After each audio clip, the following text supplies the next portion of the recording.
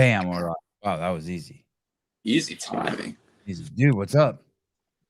Just chilling. Just woke up not that long ago. I'm guessing you just woke up too.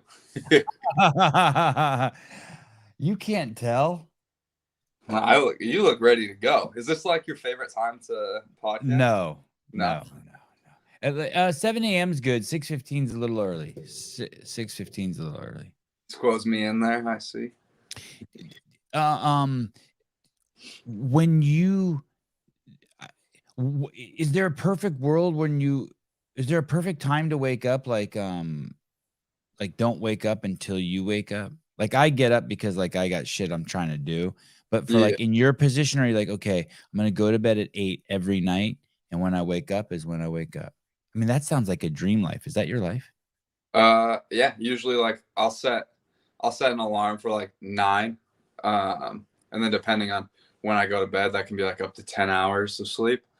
Like if I have to get something done in the morning or get to an earlier session, but it's really just like sleep as long as you can to get as much as recovery. But it gets really old at this point in the season. Like sometimes I'd rather just sleep for like a good 8 hours. Like that's plenty, and like be normal, I guess. Like it starts to drag on when you have to like just sleep.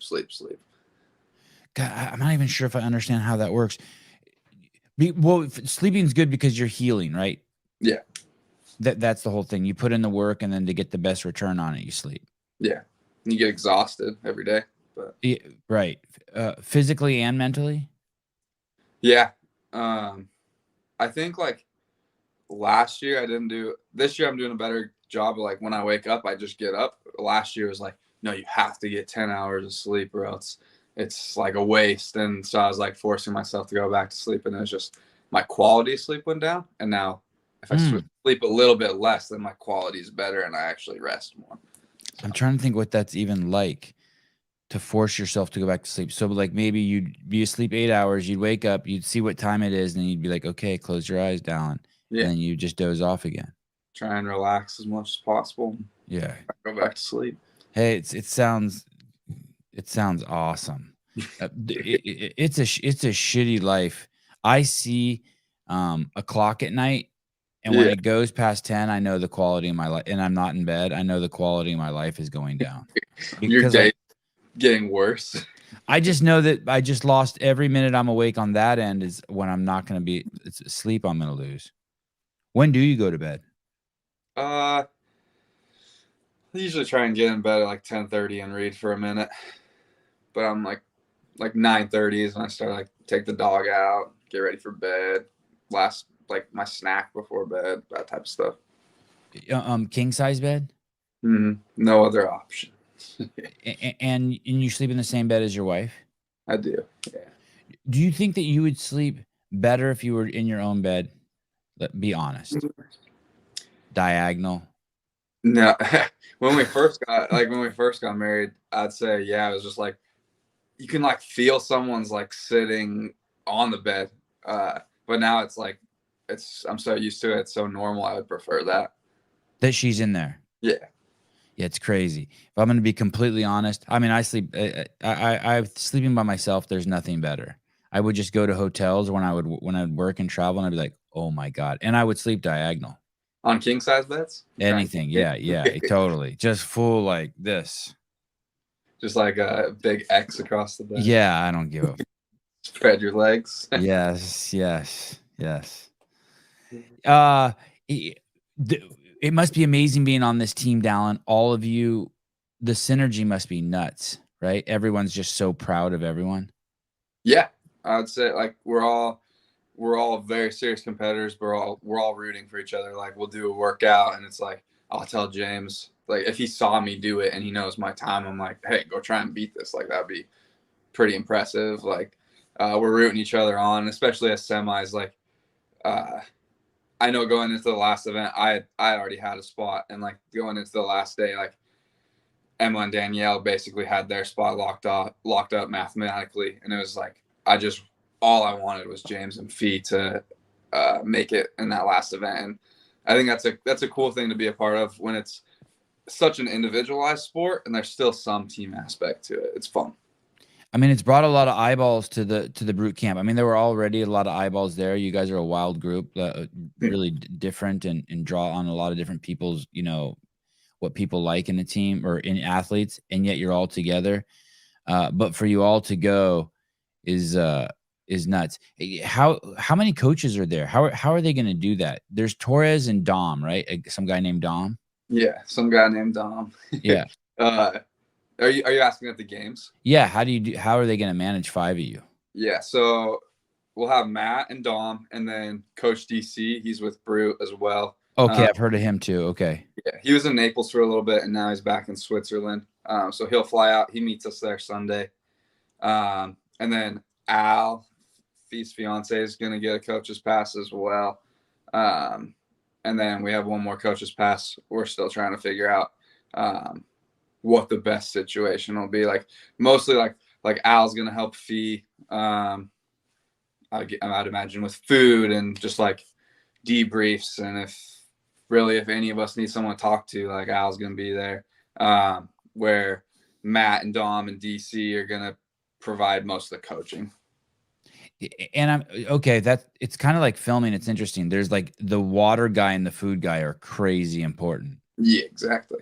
But then you also need the guy, if you run over and you're like, hey dude, my judge is fucked up and he missed 5 of my reps. You need to tell Torres that, or Dom or DC, so then they can talk to the judge and put in the protest or whatever. Exactly. And like when it comes to getting warmed up, like those 3 are going to have our warm-ups on their phone. They understand what they need to be doing, cool downs, debrief, strategy, all of that. And worst case scenario from a timing point would be Danielle, Emma, and Fee are all in different heats. Or do you, as a coach, do you want them all in the same heat so you can eyeballs on all of them, or do you want them all in separate heats? The way that they've been letting us do it, at least last year, we'll like start our warm up in the athlete area, and then we'll corral and walk over to whatever venue we're competing at, and then they have another warm up area. So we'd basically, I think we'd send like Matt with whoever is going first, and he would be over in the secondary area, and then we'd have a coach with us in the athlete area, and he would do our general warm up, and then we could walk by ourselves, and Matt would be there. Really, like Matt's going to be, the coaches will probably be watching on the TVs and that in the warm-up area because they'll have other athletes going, but you can still see quite a bit from there. Extra slop, obligatory donation for behind the scenes footage. Well, thank you. Tell everyone. You going to be out there? Yeah. Dude, when I heard that, I was stoked because that's like my whole childhood. The behind the scenes? I mean, I've watched those more times than I can even imagine or count. Just like anytime I wake up, like I do my stretching when I was 13 and it was like behind the scenes. Like working on my snatch in the garage, watching behind the scenes. And then when you stopped doing it, I was like heartbroken because it was like 2019, right? Or 2018. Yeah, 2019. I think 2018 was the last year. Yeah. And then 2019, that was my last year as a teen, and I was like, oh man, that was like one of my favorite parts. You get to see everything no one gets to see. I hope it may just end up being about Brute. You guys have 5 athletes. I love Torres. I haven't met Dom and DC yet, but I love Fee and Emma and you and James and Danielle. For me, it's like it's gonna just be raining gold off of you guys. I'm so excited. We should provide plenty of content. Yeah, I'm so excited. I'm so excited. Sevan, do you like Michael Jackson's music? Yeah, I know what you did there. She's making fun of the questions I ask. Okay.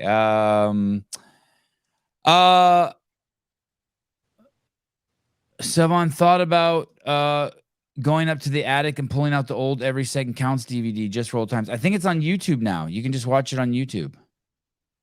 Yeah. Oh, look, now we're talking Dallin. Now Dallin's bringing in the cash. Here we go. Allegra, what a lineup this morning. Can't wait to see how Dallin and the rest of the Brute crew do this year. Been watching the behind the scenes and pumped its back. Thank you, Allegra. What obligations are yours when you go there? How does that work? Do you every morning are you like, hey, you put a duffel bag and it's your water and your pre-workout and your food, and then you hand it to whoever your coach is going to be, and then they make sure, or are you responsible for that? How does that work? What are the no details is too much. I'm so curious how it works. Like in the morning, Corinne, my wife, like she's good enough at this, and she's been around long enough that she, based on the events and like how many events and all that, she essentially knows what I need every single day for the games. So she packs most of those bags while I'm either sleeping or eating or getting ready for the day. I'll carry the bags in. There's a locker room section, put all my stuff in there, and then when I start warming up for an event, I'll have my pre and post workout nutrition, whatever that might be for the event. I'll take the pre, give the post to whatever coach I know is going to be right when we come off the floor at the end of the event, and I'll grab that from them, and just always have extra food with me no matter where I'm going. Extra. Whatever bag I'm bringing around in case we get a surprise briefing or we're unable to get back to the athlete area, because some days they'll have us under the Coliseum for like 5 hours straight, and all of our other stuff's back at the athlete area. So that's kind of what the day looks like. Could you eat too much? Yeah, I think I did at semis, honestly. You could. So like you go out on the floor and you're like, fuck, I'm going to lose a few seconds here. I got too much in me. Yeah, I think the best way that works for me is getting a lot of it in at night, and like staying super simple throughout the day, where it's stuff I'm very used to, and even at night, something I'm used to, but just way more dense in calories. And how about the water thing? Do you ever feel like you drank too much water? I've never had that issue. I sweat so much that like that's been the biggest focus all summer for me with like my nutrition coach is hydration. It's tricky. Do you put any of that electrolytes or any of that stuff? Like I use this stuff from Swolverine that's supposed to like hydrate you. I use like Element stuff or other hydration packs that I've got. And when the week's over, will you be all emaciated? Will you have lost 5 pounds on Sunday night? Ideally, you gain weight through the games if you did it right, if you're fueled enough. Like I know a lot of people are going to lose weight, which is not ideal. It kind of sets them up for failure a little bit. You kind of I just remember specifically Rich always looked like he lost weight by the end of the games. Yeah, I remember he used to just like not eat during training, which is crazy. Right. Sense. Right. Yeah, I don't know about that. The training groups are still the same, Dallin. When I think the last time I talked to you, you were training with Danielle after Fee and Emma would train in the morning. Yeah, so it'd be like Fee and Emma, and then me, James, and Danielle. And that keeps working out great. Yeah, I mean, we got a small space, so more than 3 is tricky anyway. And then I think these groups are fun. It gives people what they need. And like when we do like field sessions, running sessions, biking, like we're all together. And there'll be some days where like someone has body work or a phone call, and we'll flip and get a train with other people. So mix it up and keep it fun. So like explain that to me. So meaning like if you were getting body work and James didn't have someone to train with, he'd go train with in the morning with Fee and Emma? Or like like the other day I had body work like when I would normally train. So I just went in with Fee and Emma. Oh, okay. And they're cool with that? Yeah. I think like as long as we can keep it at like 3 people in there, like really during a session, I think it works great. Do all 5 of you ever get together? Yeah, it's easier during the off season, like during games training and like prepping for semis. It's just like we always take up more space with just the type of training we're doing. While in the off season, it's like strength or you're sitting on a machine forever. And so I'd say in the off season during like our second sessions, you'll find like 7, 8 people in there where like Corinne and Al and even Matt's sometimes working out with us. And that's always a lot of fun. where's home for you originally? Like where are your parents at? Spanish Fork, Utah. Yeah, okay. Any chance that they like do you think your parents are gonna move to Florida? Are you a Florida guy now? I love Florida. I Yeah. do like. I think recently I've been the most like homesick for like mountains and not humid air. Like I've been since we moved here, but like we love Florida. It's where we need to be right now. But definitely like I think the dream is to have something like a house in like Utah or Wyoming and then also in Florida. Yeah. I would think that there becomes a part of Florida that you just can't leave eventually. Yeah, like it's imagining a winter like when it's 85 and I call my parents and it's like perfect here for 6-7 months and they're freezing for 7 to 8 months. It's like, no, it's not it. I wonder if they'll eventually come out and see. Do you have siblings? Yeah, I have 4 younger siblings. Where are they at? One is actually in California. The other one will be a senior this year, and then I have 2 younger sisters that are just at home. Oh, okay. So they're far from chasing you yet. Yeah, no. Yeah, all right. Moving. And what do you do in Florida that you think like I see you guys doing pickleball. Are you going to the beach a lot too? Are you taking advantage of the scene there? Yeah, more during the off season. Like I don't know the last time I've played pickleball, but during the off season, it's like pickleball a couple times a night. We'll try and go to the beach 2 or 3 times a month, like every week. We're just hanging out, playing games, getting crumble cookies. Like Naples has like incredible food. There's just so many options. So going to those places when we can eat a little more relaxed. It's just such like a chill place. Like we're just embracing that. It's like there's nothing. I don't know. It's not like surfing. It's not like this crazy Florida life. It's very chill. Yeah, it's the time I was there, it's just a shitload of like really healthy looking old people. Like everyone had gray hair. Yeah, and they're Like all everyone biking, walking because it's just beautiful weather. Yeah, it's awesome. Sevan's head just exploded at Crumble Cookie. You know, I don't even know what Crumble Cookie is. I don't think do we have that in California? Is that a California thing too? We do. Definitely do. Yeah, it actually started. The guy who started it went to the university I went to. What is it? What is a crumble cookie? Is it just a cookie? It's basically a cookie shop, and every single week they have rotating flavors. They have like their chocolate chip and their sugar cookie that stays the same every week, and then every week they release 4 new flavors, so it's constantly changing. Are they soft? Business model, but What?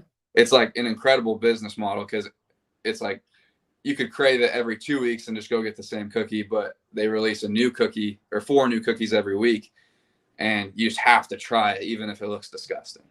Oh, they're huge cookies. Yeah, they're massive. Are they soft?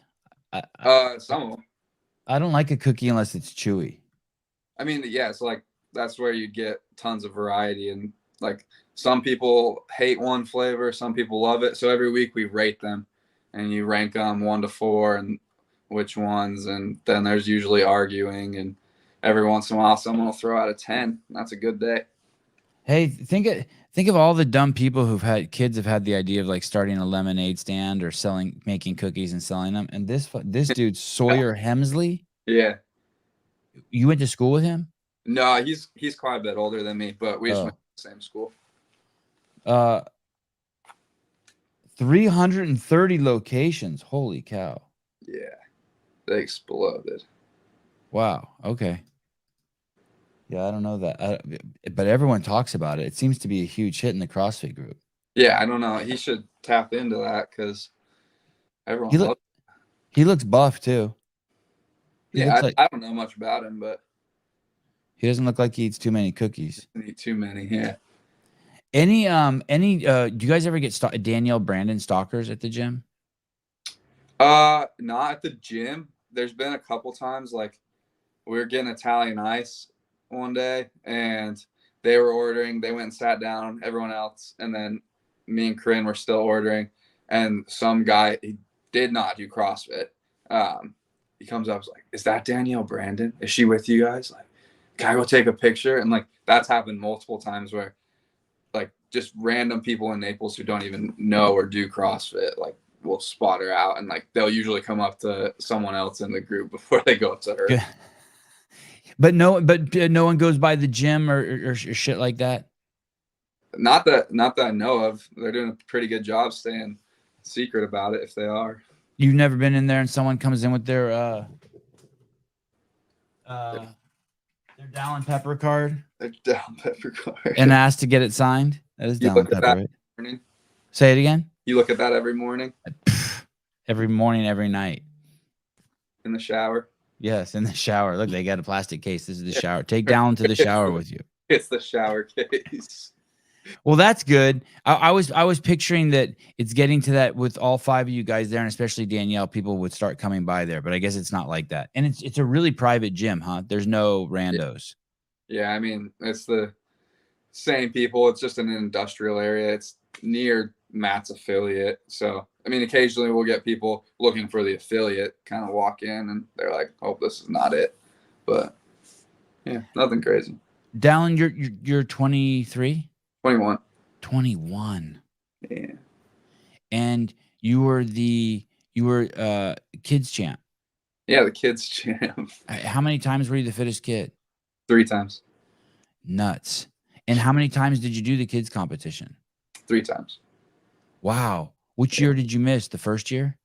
Yeah, that was the first year I started CrossFit when I was 14. So if you would have started when you were 12, you may have. Potentially. Has anyone ever, who else has won it 3 times in the boys or girls? No one right now, but I think the kid that's 17, he won when he was 15 and 16, so he's kind of in the same spot. He'll be the first. What's his name? I think Ty Jenkins. And do you guys have a kid? Don't you guys have is Nate Ackerman a brute guy? Yeah, he's working with Coach Dom. And how old's he? He was 19 this year. Does he work out in the same gym as you guys?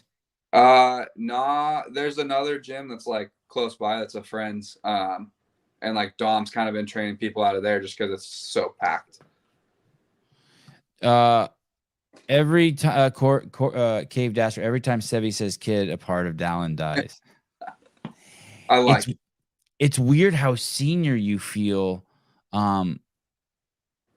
compared to like even just 2 years ago. Like is this your 3rd games?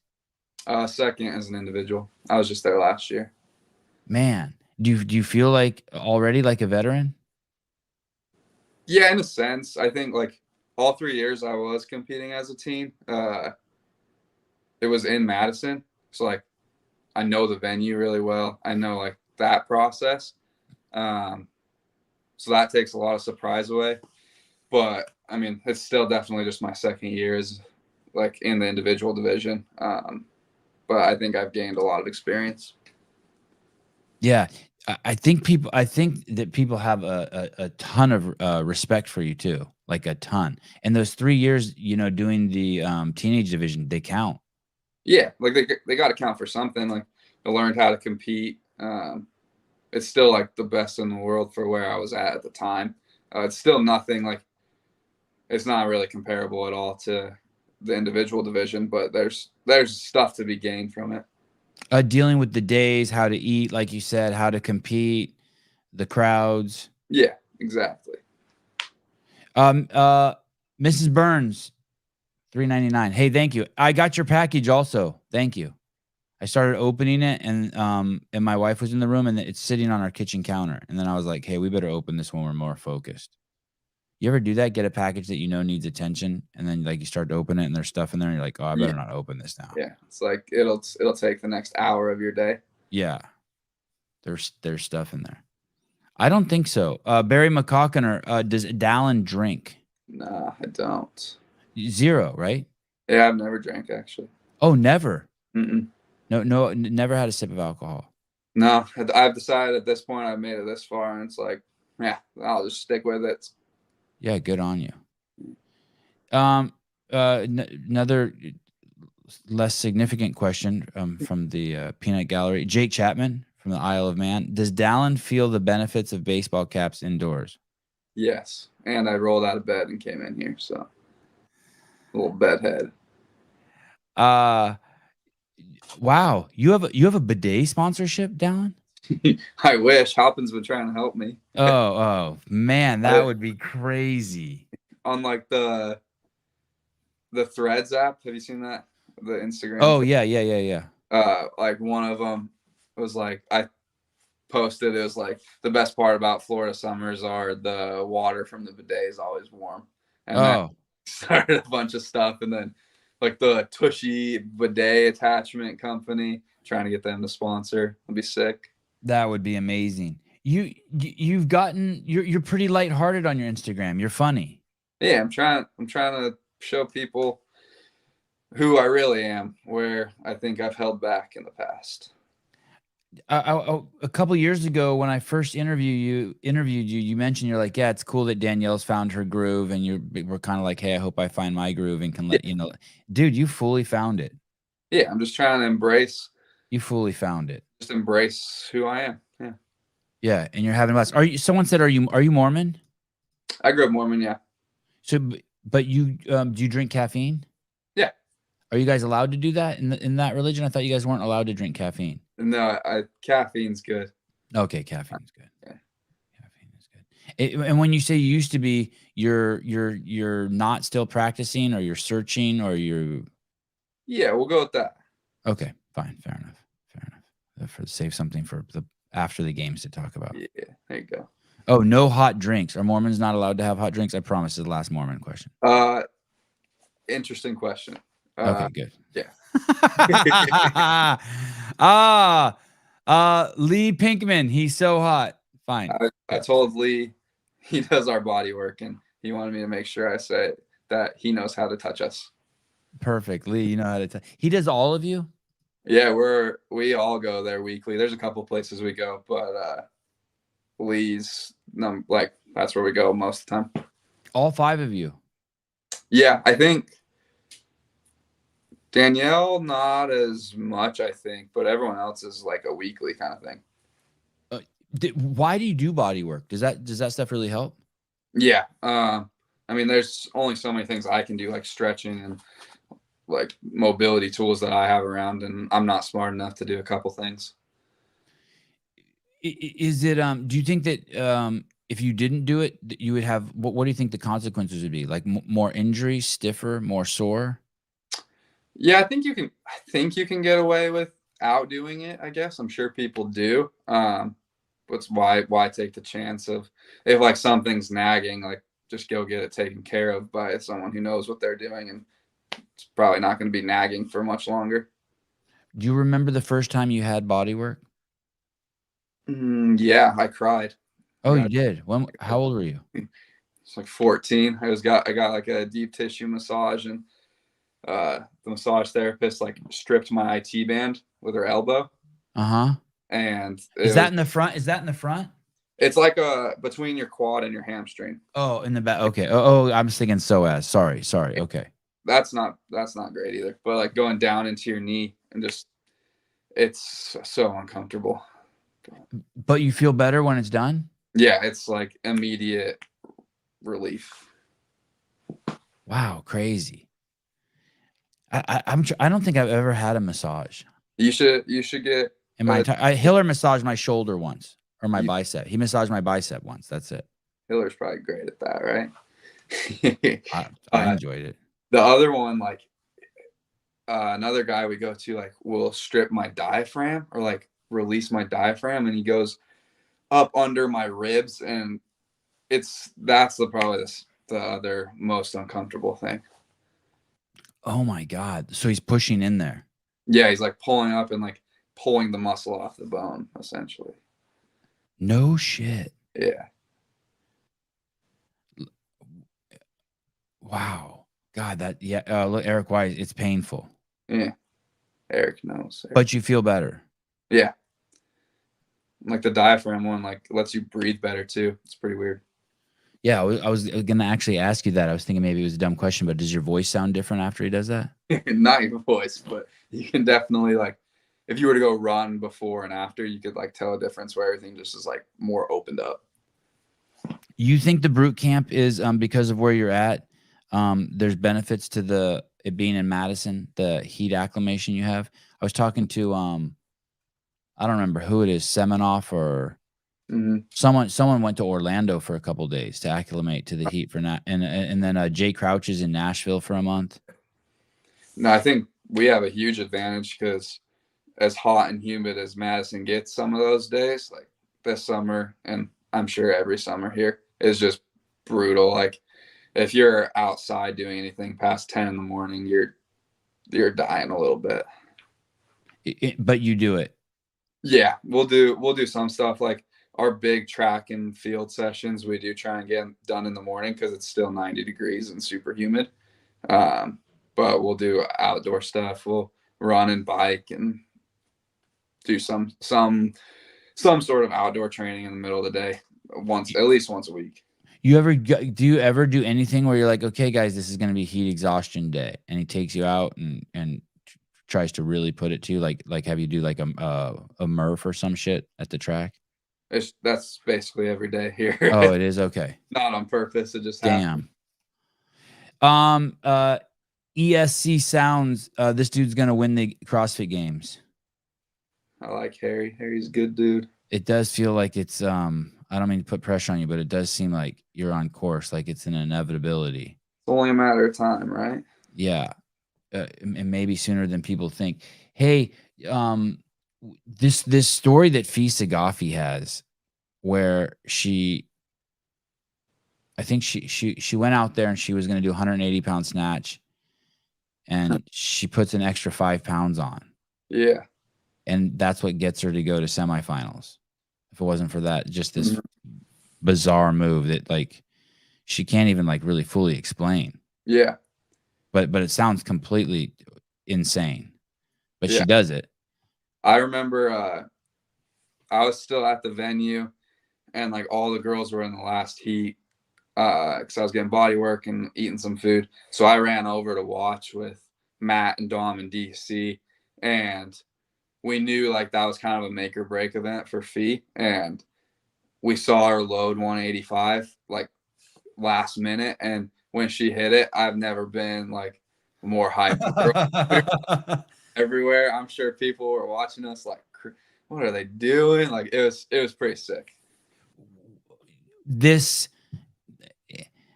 I feel like unfortunately I'm never going to have an opportunity to do what she did there. Like what do you think was going through? Like, do you ever feel that way? Like, do you see that when you're like competing at semifinals and you get on the, let's say you finish the snatches and you get on the runner for 800 meters and some party was like, hey dude, push as hard as you can. Another party is like, dude, shut up. You have this, just pace this normal. Other part's like, no, push. Yeah. I think try to kill yourself. You're like, who's talking? Yeah. I mean, in that 800 even, like I kicked, and I wish I would have kicked a little sooner, honestly, but I kicked sooner than I was planning, and it was like that voice where it was just like, go for it. It's going to be over in just a second. That type of thing. And you did it. You listened to it. Yeah, I just went for it.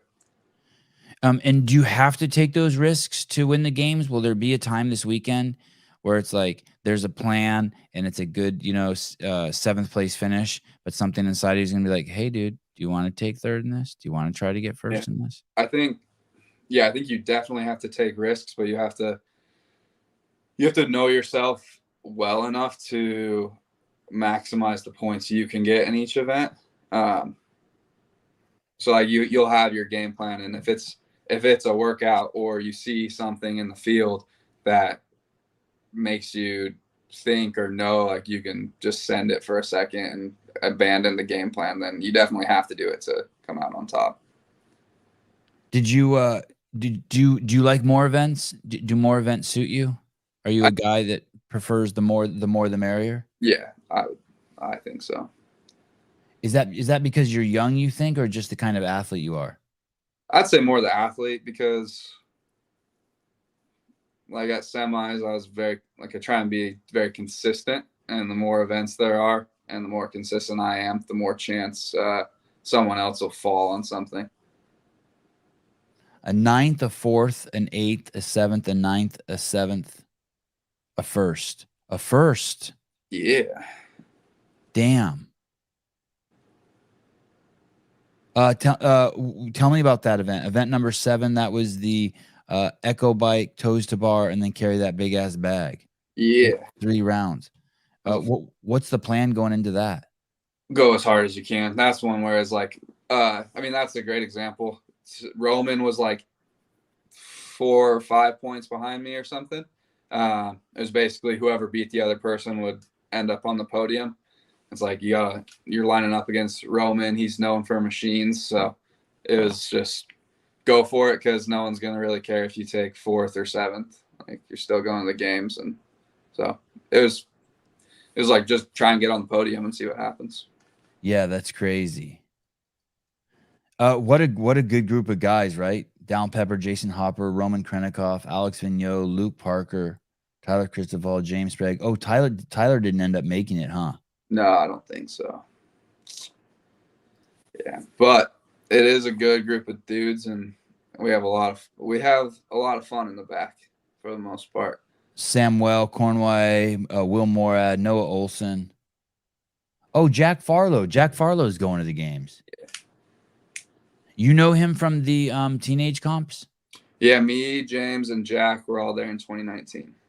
And did you have time to make a friendship with him during the teenage competitions? Yeah, I'd say like we competed at the games as well as Wadapalooza as teens a couple times. So I got to know Jack pretty good. Man, 290 is 7th place. That is nuts. Crazy, right? That is nuts. How about that snatch event? Did that go as planned? Yeah, I wanted to hit 290 or 295. It wasn't the cleanest lift I've ever had, but I got the job done. It was definitely chaotic. I think everyone, after hitting a heavy snatch and having the adrenaline dump for half a second, you forgot that you got to do another thing and like sprint an 800 right after, because it was like, what did I hit? Like what everyone else hit, and then it's like you have a 2-minute reset and you got to go again. Man. And now you're going to the games. Yeah. Mom and dad will be there? Yeah, my mom and dad, and my sisters. And your wife. And my wife, yeah. And a bunch of family too. So in-laws are coming. Are you? Oh, that's cool. You like that? Yeah, it's awesome. Everyone's very supportive, and so I have a good group of people there. And people give you the space you need. Everyone knows, like, you'll just have your head down. No one like puts any demands on you or anything. They don't expect to see me all week. So. Oh wow! Look at this. Jeremy World Dallin, it's my birthday today. Happy birthday, Jeremy. Although I'm not sure I believe you. Do me a favor and tell Danielle Brandon I said what's up.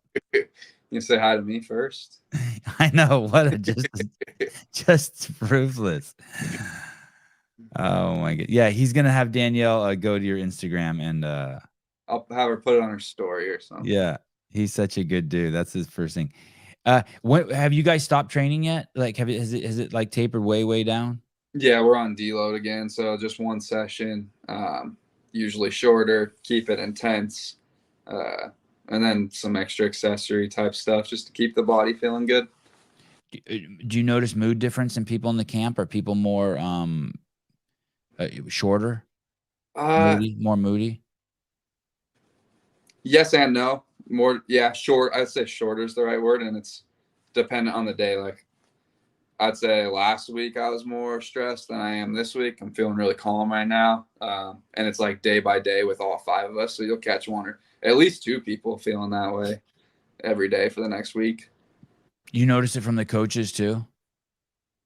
I think they do a great job just like keeping things light and reading how we're feeling just right when we walk in. When you see people switching camps, or you know what I mean? Even not even like switching camps, but just people like who are coming from foreign lands, right? Like Jay's Yeah. coming to Proven for a month and they have to change up their stuff. Do you ever think, oh my God, I would never want to do that? Like you just get to stay in Florida. It's like kind of like, I don't know if this one's going to resonate with you, but it's the difference between giving birth at the hospital and giving birth at home. Like people who give birth at home, you don't got to do shit. Yeah. After you do the baby, you're there. Yeah. You don't have to go in there. You're chill, yeah. And but other people, they got to put their baby in the baby seat, and then someone's got to come out and make sure it's tied right, and your baby's now in plastic, and you're moving your wife, and it's like, I don't know, it's crazy. I just think it must be so nice for you guys to just be situated with these 5 people. You got all your homies with you, you got your wife, and then you just have to pick up once, strike the target, and then come back, retreat home. Yeah. I mean, it's definitely not an advantage having to travel across the world and spend a month in a place you're not used to. I think like Jay's a good dude. I've talked to him quite a bit. Like he, having spent like a whole month here, that's an advantage because he's at least like got a place to call home for a little bit and he can make the trip to Madison. But some of the athletes that might not have that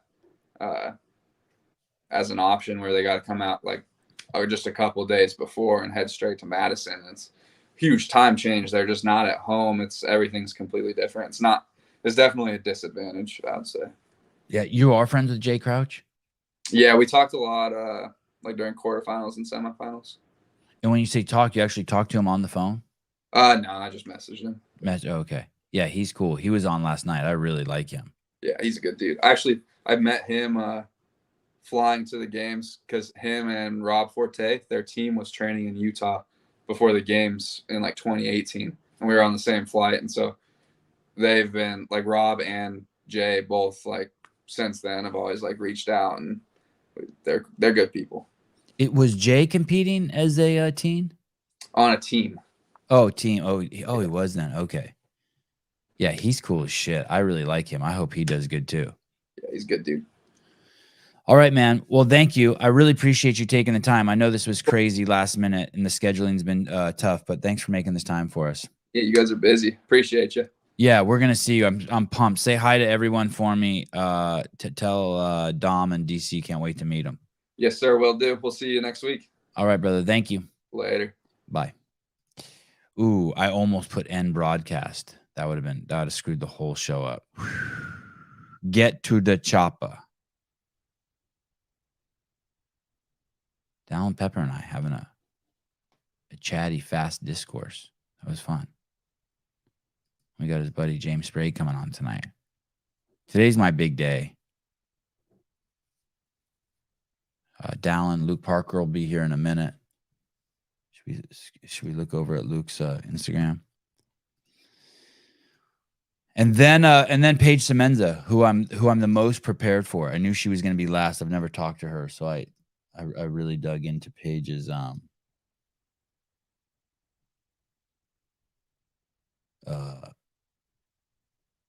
life. I listened to a couple of podcasts she's on. She's a misfit athlete. They're kind of different, those guys. They seem like the nerdiest group of athletes. Like really I don't know, studious is the right word. Yeah, Luke Parker's coming on. I guess I should prepare Paige's Instagram too. Paige. I'm talking to her. All right.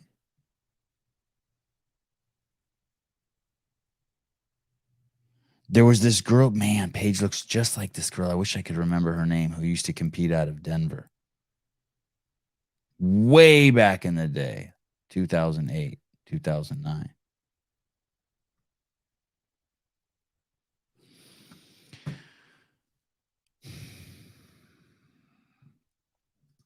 Did you happen to pull Dallin's twerking video? No, I didn't. I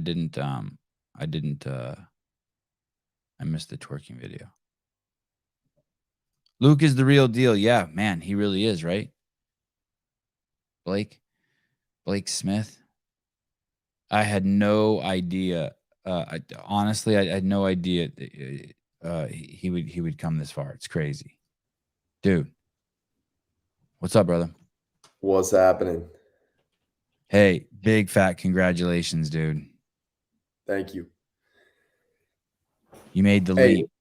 it says live for 45 minutes. Am I late?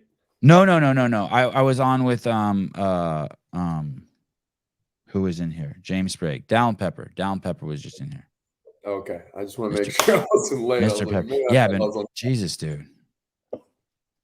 I haven't seen it. Sevan, did you see Mayhem's doc about him and Bailey? It's crazy the content they're producing. The content is crazy. I haven't. When did that one come out? Taking a picture of you, Sevan, putting you on Please. my Instagram. It came out a couple days ago. Oh, I just watched the one with Paige and Samuel and Roman, and it was crazy good. You and Bailey got one of those too? Yeah. Yeah, they try and cover most the games athletes for Road to the Games episodes leading up to Madison for the Mayhem YouTube channel. And they do a good job. How was Polk Street, Luke? I grew up in Winter Haven. When were you on Polk Street? What's Polk Street? Polk Street in San Francisco? Oh. You were not on Polk Street in San Francisco. So that's short for Polk State. Oh. Polk State was awesome. Winter Haven was awesome for JB. What's JB? There's a Jack in the Box there? I don't know. His handle is It's Your Boy JB. Oh. Dude. That was college baseball. If you're like, why was Luke in Winter Haven? I played Polk State was my community college. Oh, okay. You went back there recently, or he's asking you about your past? No, he's asking about my past. Like, how was it? Oh. Which I think is cool because I absolutely loved Winter Haven, Florida. I mean, it was in an interesting area. You're like 30 minutes from like Disney World, and then on the other side of you, you're like 45 minutes from like Clearwater Beach, Tampa, Florida. So a lot of my teammates on the weekends, we'd go to the like Tampa Beach. It was a good life. Yeah, it was a nice little spot. Luke, how you made the leap, and yeah, it's kind of crazy. I honestly didn't think you were gonna make it. Like, I appreciate the honesty. Yeah, I mean, not just you in general. I just when anyone leaps off a team, I just think, oh, you're fucked. You're fucked. Yeah. Like, I totally know what you mean. Only 40 dudes are going. You're in the worst spot in the world to make the leap, the United States of America. Yeah. And you made the leap. So, can you tell me about that decision and if it was scary or not? Because you could have gone team again, right? You could have found a team. Yeah, absolutely. Yeah, so for sure. I mean, the decision's always scary, right? Like, you're on your own if you're an individual versus team. I like to tell people this and joke around about it, but I'm serious. Like, if I get tired out there on the floor, I can't tag in Angelo. You know what I mean? I'm on my own. I got to figure it out on my own. And 2021, I actually was going to take the leap of faith and go individual again. Or excuse me. Sorry, I did go in 2021. 2022, last season, I was going to go individual, and so was Angelo. And Rich was the one to tell me, hey, I think it'd be beneficial for you to go team and get some experience at the games and then make sure you're fit enough next season to be able to, bridge that gap. So I think that was huge listening to Rich, obviously. It's always big listening to him. But yeah, I think last season, 2022, I thought I was ready. Looking back, definitely had, like, as far as my weaknesses, my holes have been closed up more now. They were a little bit bigger last year, but I still think I was going to be like right there. But I'm just glad that I made sure I went to the games and with Angelo. And man, like, I would never change that for the world. Even if you told me I was going to qualify last year, like, I got to throw down head to head on the worm with Angelo against Rich and Sam Cornier for Mayhem Freedom the whole season on his last year before retiring officially and winning his last gold medal. So that whole season and experience training and working out with Rich was like gold. I would never trade that for the world. And so when it was over last year, 2022, you come off the floor, do you know at that point, okay, I just stepped off as a team, and the next time I come back on, it's going to be individual? Like, when does that set in? And Yeah, are you absolutely. wishy-washy about it? No, not at all. You made it sound funny. Like I'm like a little baby bird being shoved Yeah. off the Yes. I nest. mean, it's I'm on my own. I gotta yeah. fly. Hey, dude, there's a ton of teams is kind of, this is, people might not like this description, but teams is more like grid league, right? I mean, that there's some specialist shit going on there a little bit. Like you can hide, you can have some holes and Yeah. still make it pretty good. Yeah, for the most part, you're right. Like some tests you can't hide, some tests you can really hide some holes, depending on the format and the structure, obviously. But yeah, like to answer your question, I knew going into that season. So I talked to Angelo, finally convinced him to go team with me. And yeah, I told him, I was like, look, bro, we need to crush it this year, get on the podium, which we didn't. We ended up coming in 5th last year, which was still awesome. And I was like, hey, we need to go individual again together next season. And he was like, let's just focus on this season and we'll talk about all that stuff after the games. And I knew, like, being on the floor, I remember on that last event watching like Man Freedom gather around, and they just won by like 10 seconds to Oslo Navy Blue. That last event they won, I think it was the 7th event, maybe in a row. Quote me if I'm wrong there. Maybe it was 7 event wins. I think they were in a row. I don't remember. I Anyway, don't remember either. they won the games, right? And I just remember being there, like giving Rich a hug and Sam a hug and the girls, and being like, telling them congrats and being happy for them. And it for sure was going through my mind, like, I'll be here on my Oh, own. already? Wow. Yeah. I had made up my mind that before that season even started, like, this is just experience for me to get to the games as fast as possible and get experience as fast as possible in Madison. And then obviously, like, knowing it's preparing me for my individual career. You opened the day with the 21st. Did that hurt? At that point, you're like, oh shit, I'm gonna have to work out of this. You talking about Orlando? No, sorry. This year. Oh yeah, Orlando. Sorry. Is that where you guys were? Orlando, yeah. Yeah, you're talking about semifinals, right? The first Yeah. event. I just didn't know what you were talking about. Sorry, because I jumped from the games. I apologize. You're good, brother. Apologize. You're good. Yeah, no, I mean, just being totally transparent with you. Yeah. Like, yeah, I know I'm super fit right now compared to like last season, but going into semifinals, I was very confident I was going to qualify just because. God, I love hearing that. I love hearing that. I was peaked at the right time. I was the fittest and strongest I've ever been. And like I said, being totally transparent, the programming was amazing for me. And a lot of these athletes and people listening understand, like, if the programming is really good for you, there's not really much anyone else can do, like, you're going to go out and do well. And that's just the bottom line. So I knew I was prepared. Like, they could have thrown anything at me differently and changed the programming, and I was going to do really well. But because a lot of those events were in my favor, I mean, I was really happy about it. So I knew. And honestly, that first event was a really good event for me. And it just didn't go well. that sled, man, and that air runner. Oh, interesting. So who else did we had oh yeah, Paige, that should have been a good event for your teammate, Paige Powers. Yeah, for sure. And I think she may have gotten a 21st also, exact same placement as you. Really? Yeah, and I think maybe she had to dig out of it the weekend. But I asked her the same thing. She wasn't fazed by it. You weren't fazed by it when you got that 21st. Your feelings weren't hurt. You're like, fuck it, I still got this. Yeah, for sure.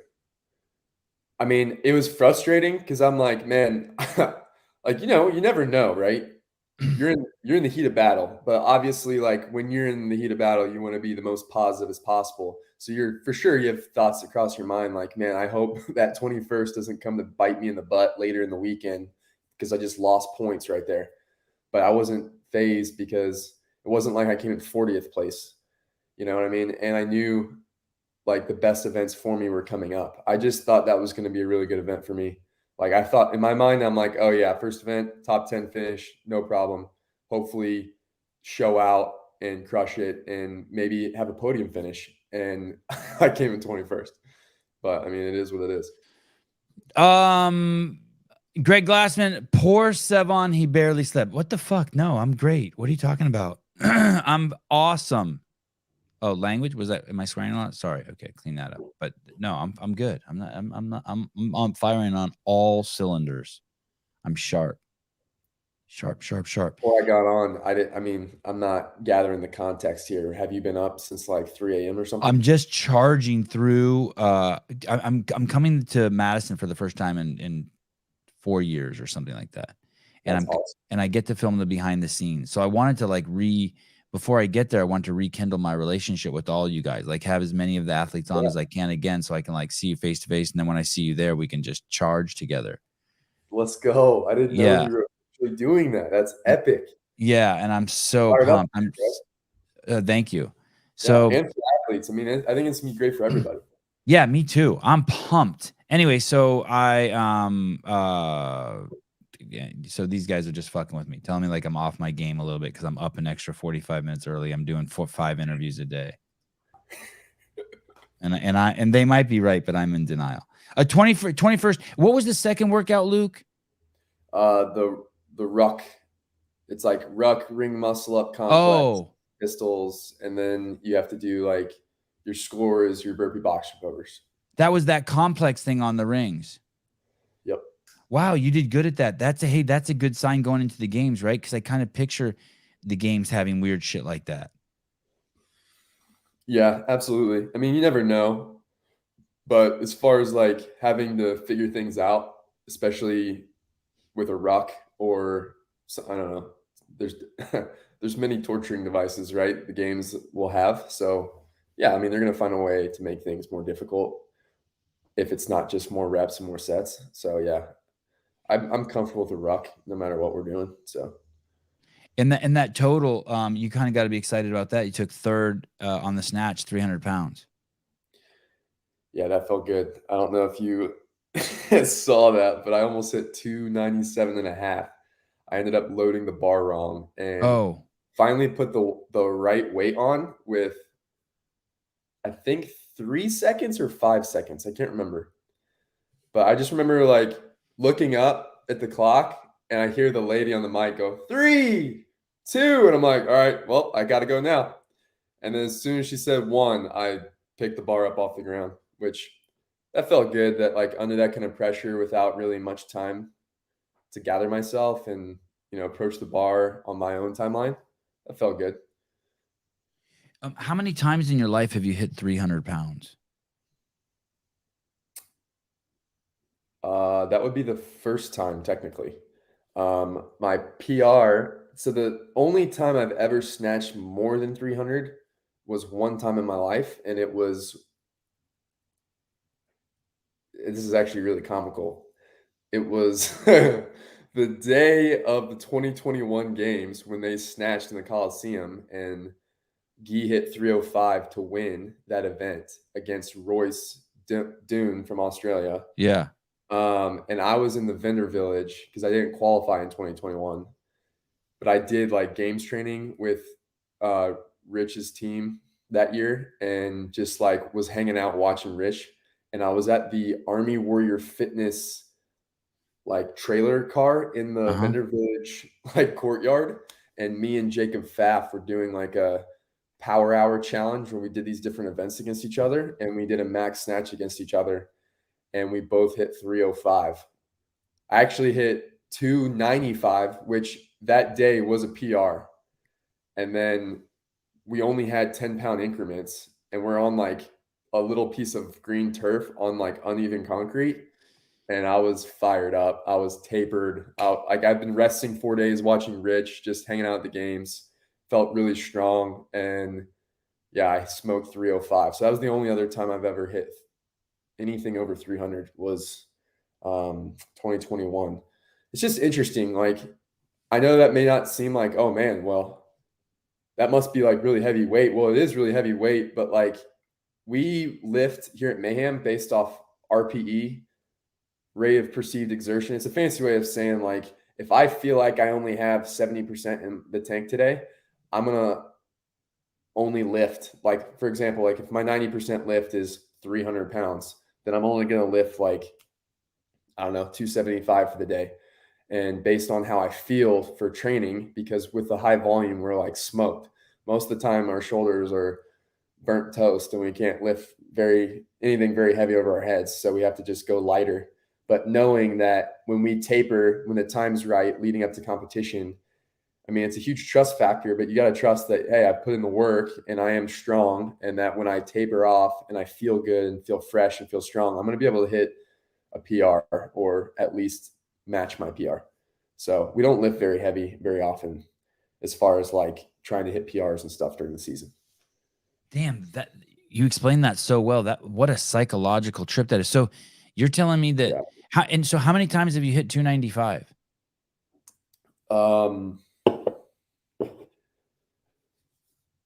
Like twice in my life. So but I have like right now, like to answer your question, I've hit 295 twice ever in my life. But if you came here today to Cookeville and we're like, all right, you need a max snatch right now, I'm fully confident I could smoke 300. Yeah. It's crazy because you did 300. You set a PR, except for this other fucking bizarre PR. Man, all your PRs are bizarre. They're great data points for the trust in your programming. Like it's crazy proof of concept. Yeah, well said. God, that is cool. I know that Todd Tucker, that is very cool. I know. What a great story, Luke. Holy shit. So are you you walk out there, the clock's going. Do you have time to think? Does any part of you think, like skateboarders, like they'll keep doing the same trick over and over and over and they're missing it over and over and over. And you're like, I'm watching my kid. I'm like, hey, he's not even trying now. Like he's trying to land the crash. He's not trying to land the trick. Do you know what I mean? Like they do some jump off of stairs and they're trying to land the crash, not land on the board. And is any part of you out there? Sometimes it looks like CrossFit Games athletes are doing that when they do big lifts. You're like, they weren't really going for the lift. Was any part of you like, hey, there's only 1 second left, fake it, just fake it? No. God damn, you're a savage. Well, it was cool. Like, I mean, walking out there. So for example, like one of the other heaviest lifts I have ever had in my life was last year for semifinals. We had a max snatch, like ladder for teams. So I was at the MAC and so how it worked was you keep hitting more weights until you hit 275, which was the last barbell. And then one of your teammates, so me and Angelo both hit 275, and which was awesome. And then you choose one of your guys to go to the final platform and you can lift as much weight as you want. You can lift 280, you can lift 400, doesn't matter. Like you can pick whatever weight you want and that's your score. And in my mind last year, I was like, I want to hit 300. I'm trying to get the crowd going. I want to like smoke this. And that was a big weight at the time for me last year in semis. And Rich was in the stands and he's like, no, 290, because 290 was to tie for first.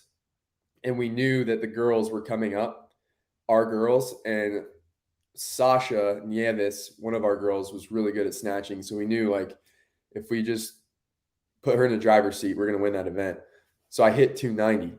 So similar thing happens, but it's Jake Locker instead of Rich. And Rich was there too as well, telling me like, hey, look, like just hit something safe.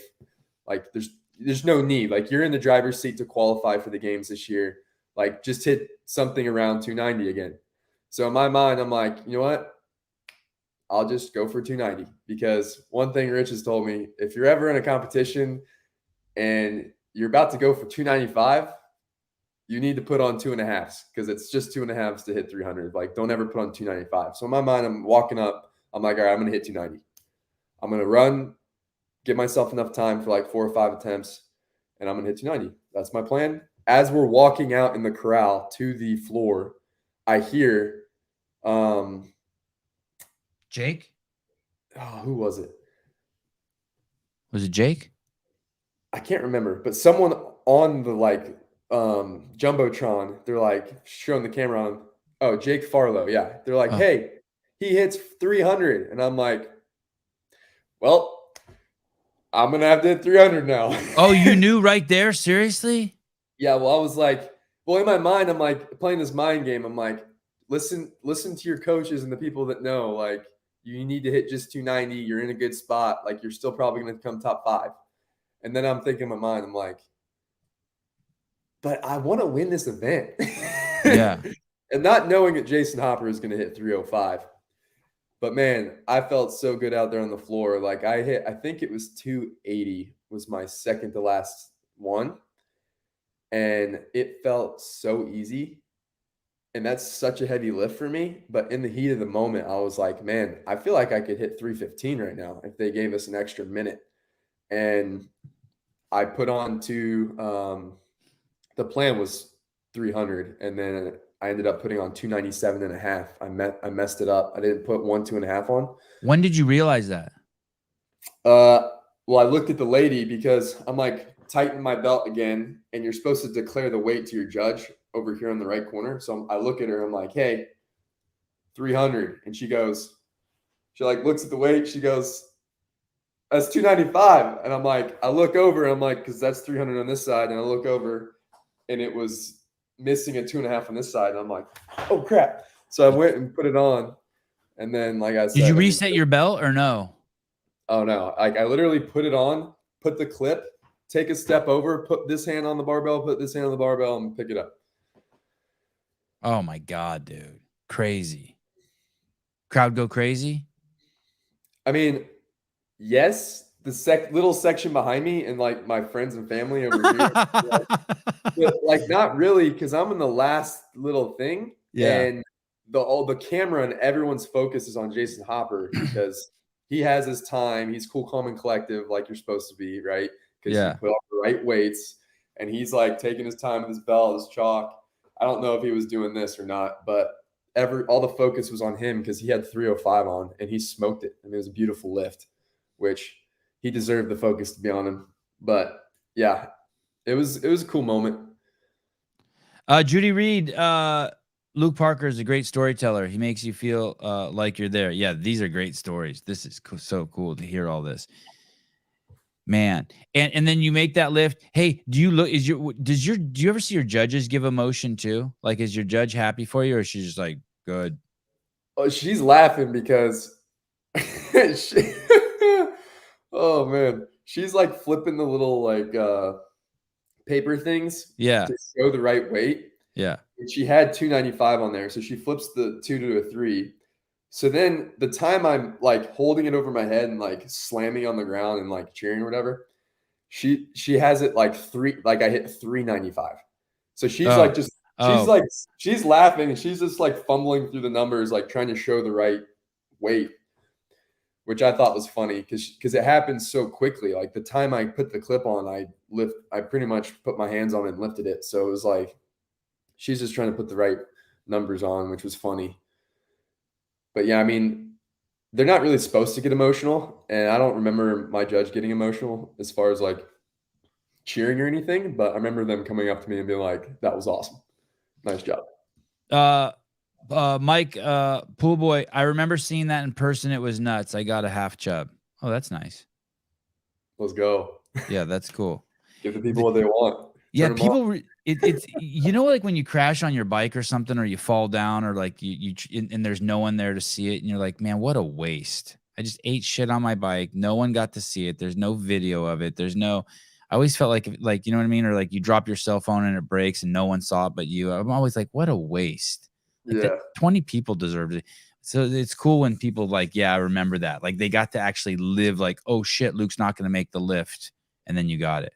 Any chance that you thought when it was overhead, like, fuck, maybe I didn't get it off the ground in time? No, because I knew, like, I saw previously, I think it was Marquand Jones. And I was even like, man, if they give that to him, I should have no problem, because they say 3, 2, 1, and then the beep like almost sounds like an alarm goes off, right? Right. You got 1 second after they say one, you still have 1 sec. You still have like, I guess it's the horn. So the Oh, horn goes off. right. It's like, "Er," and literally like the horn is like mid, like peak of like volume, right? And then Marquand pulls it off the ground and sticks it. And it was like 5 seconds after the horn, he still got it overhead and then drops it.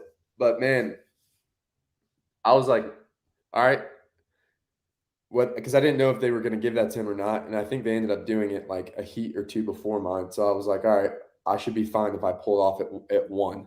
And no matter what my weight was going to be, the plan was to pull it off the ground at like 1 second left anyway. I just wanted to do it like, you know, without rushing myself and taking my time. But it worked out. It was good. Look at how nice people are. Jamie Latimer Sevi tagged you in the reel, so like I could pull it up. God, if there was just one more of me here, I could do that. Thank you. Who will be in your corner at the games? Which Mayhem coach will be Luke Parker's coach? So with my coach's pass, it's going to be my brother. And it's funny. Like I feel like in the CrossFit community, unless you're a Mayhem athlete or like really close friends with me, you don't really know who my brother is as far as like his CrossFit experience and all that. But I mean, he's been my coach like my entire life. He was like my baseball coach when I was in college. I mean, talk about like, I don't want to say mental health coach, but like mentality, mindset. He's always been a stud. Like he's always been a huge role model of mine growing up. And like when I did triathlons and like aerobic capacity work a year before I started CrossFit, he was writing me like aerobic capacity progressions. Is this him in the middle? Yes. Wow, he's tall. Yeah. He's focusing now on being a father and a farmer. But man, he used to be like not too long ago, absolutely shredded and stupid fit. He and I were doing triathlons a ton before I started CrossFit. But anyway, he's going to be my coach officially, but I'm going to have Rich, Jake Lockhart, Jake Foster. I mean, a lot of these other Mayhem coaches in my corner. And it'll be nice even to talk to like Angelo if I have any questions about anything. I mean, those are like my favorite people to go to, honestly, is Rich, Angelo, and Jake Lockhart if I have any questions about workouts or anything. And they're all going to be there in the athlete warm-up area at the games. Look at this. That's right after the lift. Oh, bar's still bouncing. Yeah. Oh man, you are on fire. Look at it. It almost looks like the ink on your arm is popping off. You're yelling so loud. Jeez Louise. Hey, go to so you're on my IG page? Yeah. Click out real quick and scroll up. Is this it? No, keep scrolling up. It's a couple more. This yeah, here it is. Oh Yeah, shit. Okay. God, I wish I knew how to zoom in on that. So that's one friend filmed on an iPhone, and then Memes for Times filmed this one. But you can see my judge like flipping through the numbers. Oh yeah, she's not even watching you. She's not even watching you. Oh, the poor lady. Hey, who took this picture?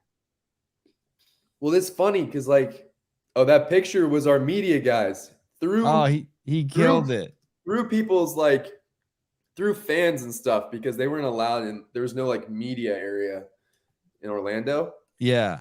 That's why I didn't have like professional footage of it. And like that video you just saw was just friends with iPhones. God, it's so good. Yeah. Thank God for iPhones. Everyone's got 4K out there. Yeah, right. Hey, Luke, you seem very settled in your, I don't know, just facing you like this from thousands of miles away. You seem very settled. Are you best place you ever been in your life? What do you mean? Like as far as being in Cookville or? Yeah, you just seem like so at peace. You seem just awesome. I'm just getting good. I'm just getting good vibes from you. You just seem really settled, like stable as fuck. Yeah. I appreciate that. Yeah, I am for sure. I mean, can't complain, man. I'm in good old Cookeville, Tennessee. We're a week out from the games. I'm feeling really good. About to go ball out, have a party in Madison, and Yeah. then have a real off season. God is good, man. I appreciate the compliment. I mean, it's hard not to be at peace or feel stable. You know, when I know God's got my back, He's taking care of me. He's got me right where He wants me. So I'm just excited, man. I'm excited you're going to be in Madison behind the scenes. Thank you, dude. I can actually dab you up and not just do it virtually through the Zoom or whatever. Yeah. Let's see how happy you are when I'm there when you're crying, but okay. Hey, you know when I really hear when I heard what made me really think that you sound great, this is going to sound so weird, but when I hear you say Angelo's name, yeah, it sounds like you have a friend. Like the few times you dropped his name, I'm like, oh shit, they're homies. Like I could tell the way you say his name. You dig him. He's cool, huh? I got a ton of like super close homies here Yeah. in Cookeville, and Angelo's definitely like he's bridged the gap of. I mean, I feel like everyone here is family, but he's a brother for sure. And you're married too now. How's that going? Man, marriage is awesome. We actually. Oh, you're loving it. Oh yeah. Last night good. we were just kind of joking around and chatting about how last night was 5 months officially. So 5 months married, man.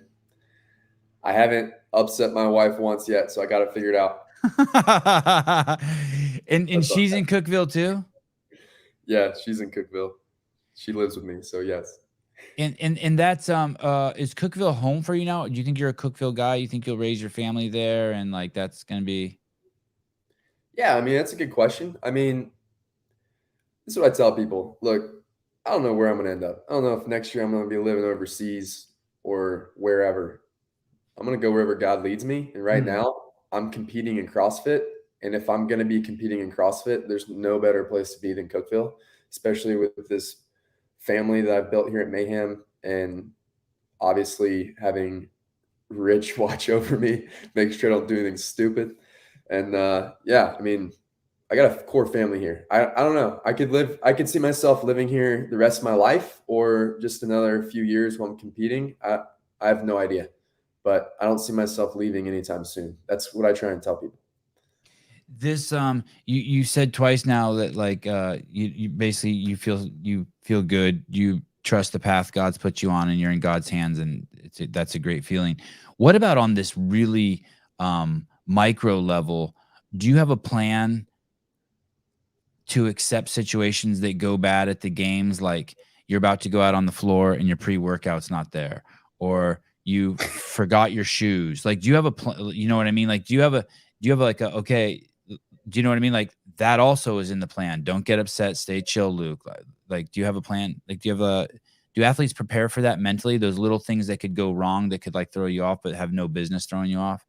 Shit, I packed a banana instead of an orange. The orange was supposed to be for at night, you know, like. Yeah, I mean, micro level like that. I mean, that's why I have my coach there, my brother, right? Like, he's gonna make sure I have my banana and not my orange, you know, like he's gonna make sure I have my pre-workout and all that. But as far as like, well, what if something happens that throws me off? What if I don't have my pre-workout or whatever, like you're saying? Something messes up. Your wife's car breaks down on the way to the venue and someone tells you that. Now it's in your brain as you go out onto the floor and you're like, what the fuck? Then you just got to remember it's the games. You know what I mean? Then I feel like that just comes down to the athlete. Like, I don't care if I didn't eat the entire day. If I'm at the games and the lights are on and 3, 2, 1 go is about to happen, I don't care if I'm barefoot out there. And I don't care if I don't have knee sleeves, grips, wristbands, whatever. Like, I could be naked. I could be in the nude out there. I'm going to go send it. You know what I mean? It doesn't matter. I pictured you when you were actually saying all that. I was picturing you out there naked. I'm like, well, what if he went out there naked? I was going to up the ante on you, but you took it. You said it. Yeah. All right. Do or die. You're bringing everything. Absolutely. I mean, you got to. You train your whole life, prepare for this, you know? Cuts, did that get in your head at all? I mean, as far as getting in my head in a negative way, no, but they're definitely in my head in a positive way. I think it's a good like guideline and goal to remember, like, day one. This is how I like to look at competition, right? A lot of people stroll in there and they're like, all right, shake the rust off, shake the nerves off. No, you got to be ready to go that first event, because that first event, day one, when you're trying to just break the ice, you could lose points that could cost you the last cut. You know what I mean? As far as the cuts go, I'm not worried about them, but for sure I want to obviously be inside the cut line safely, so I don't have to be, like, I'm not going to be freaking out, but I don't want to be, I don't know, I might like being close to the cut line. It might make me work harder, but anyway, yeah, I definitely want to be inside the cut line. Savage. Yeah. More games for you? You go Yeah. this year, you're going next year too? Now, are you in now? Yeah, they hooked me, man. I got the CrossFit bug. They got me. I mean, this is why I have such a cool head about like competing and stuff. Is at the end of the day, I'm competing against myself. Like, I don't care who's next to me, right? Like, yeah, if there's someone, like, if you and I are doing a workout, Sevan, and we both have 2 reps to go, and we just have to jump over the bar and run to this buzzer. Yeah, we're gonna both push harder than we would normally. But at the end of the day, we're competing against ourselves. And that's what I'm trying to do right now, is find out who the fittest Luke Parker is. And I'm trying to be the fittest version of myself and see how I stack against these kids and some of these dads out there. Respect to all the dads out there in the field. And yeah, I mean, I definitely don't see myself stopping doing CrossFit or competing and trying to make it to the games and succeeding and doing well. It's just crazy, man. Like, really haven't been doing this that long, and every year I just keep getting better and better. So just, yeah, every year you contemplate life, because training at this level sometimes, a lot of times, sucks, and you're just like, why am I doing this to myself?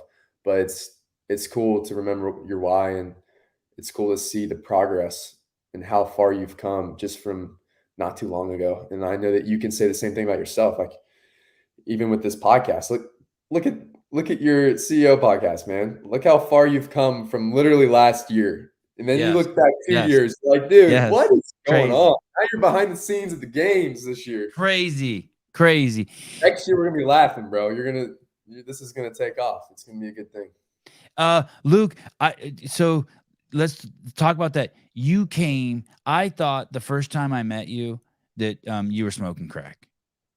I was like, this guy is completely fucking delusional. When was that? Was that 2021? You had me on the first? Probably a couple years ago, early on. And I just remember thinking, he's too old to, this is not like, this isn't baseball. This isn't a show. This is like really fucking hard work. Like, even hard work like that I can't even fathom. Yeah. And you went to the Mayhem camp, and I'm like, he probably has no business being there. It's notoriously just hard. I asked Rich the other day. It was so funny. I said, hey, Rich, you guys just chew people up and spit them out over there, huh? And he goes, no, we just make their dreams a little more realistic for them. Like, or something like that. But you made it through all that. It's a really good response. It is really, it's an understatement to say that you haven't been doing this very long. Not only have you not been doing it very long, but you're late to the party. Yeah. And here you are. I'm late to the party, but at the same time, I feel young in the party, because nowadays we look at kids that have been doing CrossFit who are 25 years old today. Yeah. But how old are you? How old are you? 29. Okay. But so it's not that you're old, but you are late to the party. You just started late. Exactly. Like, but the point I was bringing up is, like, there's kids that are doing the sport today that are 25-ish years old, but they've been doing CrossFit since they're 12. Yeah. They have all that wear and tear on their body for that long. Oh, right. Like, over a decade, over 10 years. And I'm just now, like, can say I've been doing it for my 5th season, my 5th year. So I'm like, my knees, my joints, I still feel young. Granted, I've had dings and stuff and like tweaks and maybe some micro tears, but like, that's just part of it, especially when you're trying to bridge and close the gap so quickly. You know what I mean? You're putting your body through hell and back literally every day. So you're obviously riding the line of getting hurt, but I still feel young, you know? I feel like I'm just now learning how fit and resilient I can be in certain skills and areas.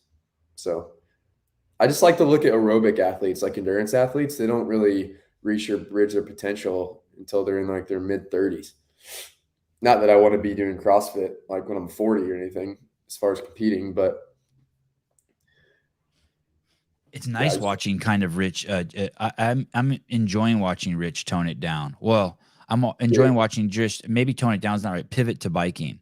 Yes. I'm enjoying that. Yeah, you're right. Toning down is not the right. Yeah, I give you that look because, dude, no one has any idea how hard this man is working. He's probably doing more volume than the majority of the CrossFit Games athletes right now. As far as training, he's just doing it on a mountain bike now. And he's stupid fit on the mountain bike right now, just from a few months of getting after it, training for this 100-miler. And he has to start in the back, like, because it's part of some charity thing too, right? I was kind of surprised he's doing that. Yeah, he won't end up in the back. Yeah, it was something crazy, like, I don't know, less than a dozen people who started where he's starting, finishing the time cap or whatever, the 24-hour time cap or whatever. Yeah, well, no one's as savage as him when it comes to passing people on narrow trails. And if anyone knows that, it's me.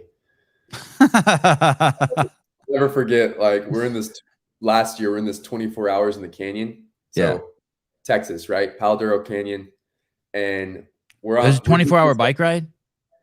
It's a 24-hour bike race, but we're doing teams of 4. So we'll ride like an hour lap. Well, for him, a like 40-minute lap. And then you'll rest a few hours, and then you go again for 24 hours. So we only did I think Rich did like 9 laps. He did the most because his team was the fastest. Anyway, my second year doing it was last year, and I wasn't on Rich's team. So I can hear him yelling at me. He's like 50 yards behind me. He's like, "I'm coming, boy." And I knew starting this lap, I was like, I got to get after it, or Rich is going to catch me and pass me. And I'm going up this like nasty climb, like climbing up these rocks. I'm out of the saddle. I'm grinding. And he just goes, just right past me. And I'm like literally thinking in my mind, there's no CrossFitter that could pass me on a bike when I'm grinding up this hill. And then sure enough, Rich is like, he like, when he passes me, he like nudges me and throws a bow at me. He like pulls his foot off the clip, like kicks my tire, clips back in while he's on the climb and just keeps going. I'm like, dude, what the heck? Savage. Not real. What's going on with Guy, Luke? Two-part question. What's he doing? How's he doing? And does it fuck with you guys that he didn't make it? Like, you got the Brute team and the whole team's going and they're like high as a kite over there. And then you got one of your superstars on your team who didn't make it. Does that hurt? And how's he doing now?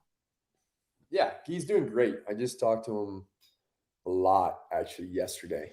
We got a chance to catch up. He's doing great mentally. I mean, he just took his like official off season. He's been in Brazil with family and friends. And yeah, obviously it sucks. Like you don't want to be a superstar and, you know, have some unfortunate events happen to the point where you don't even show up to the games.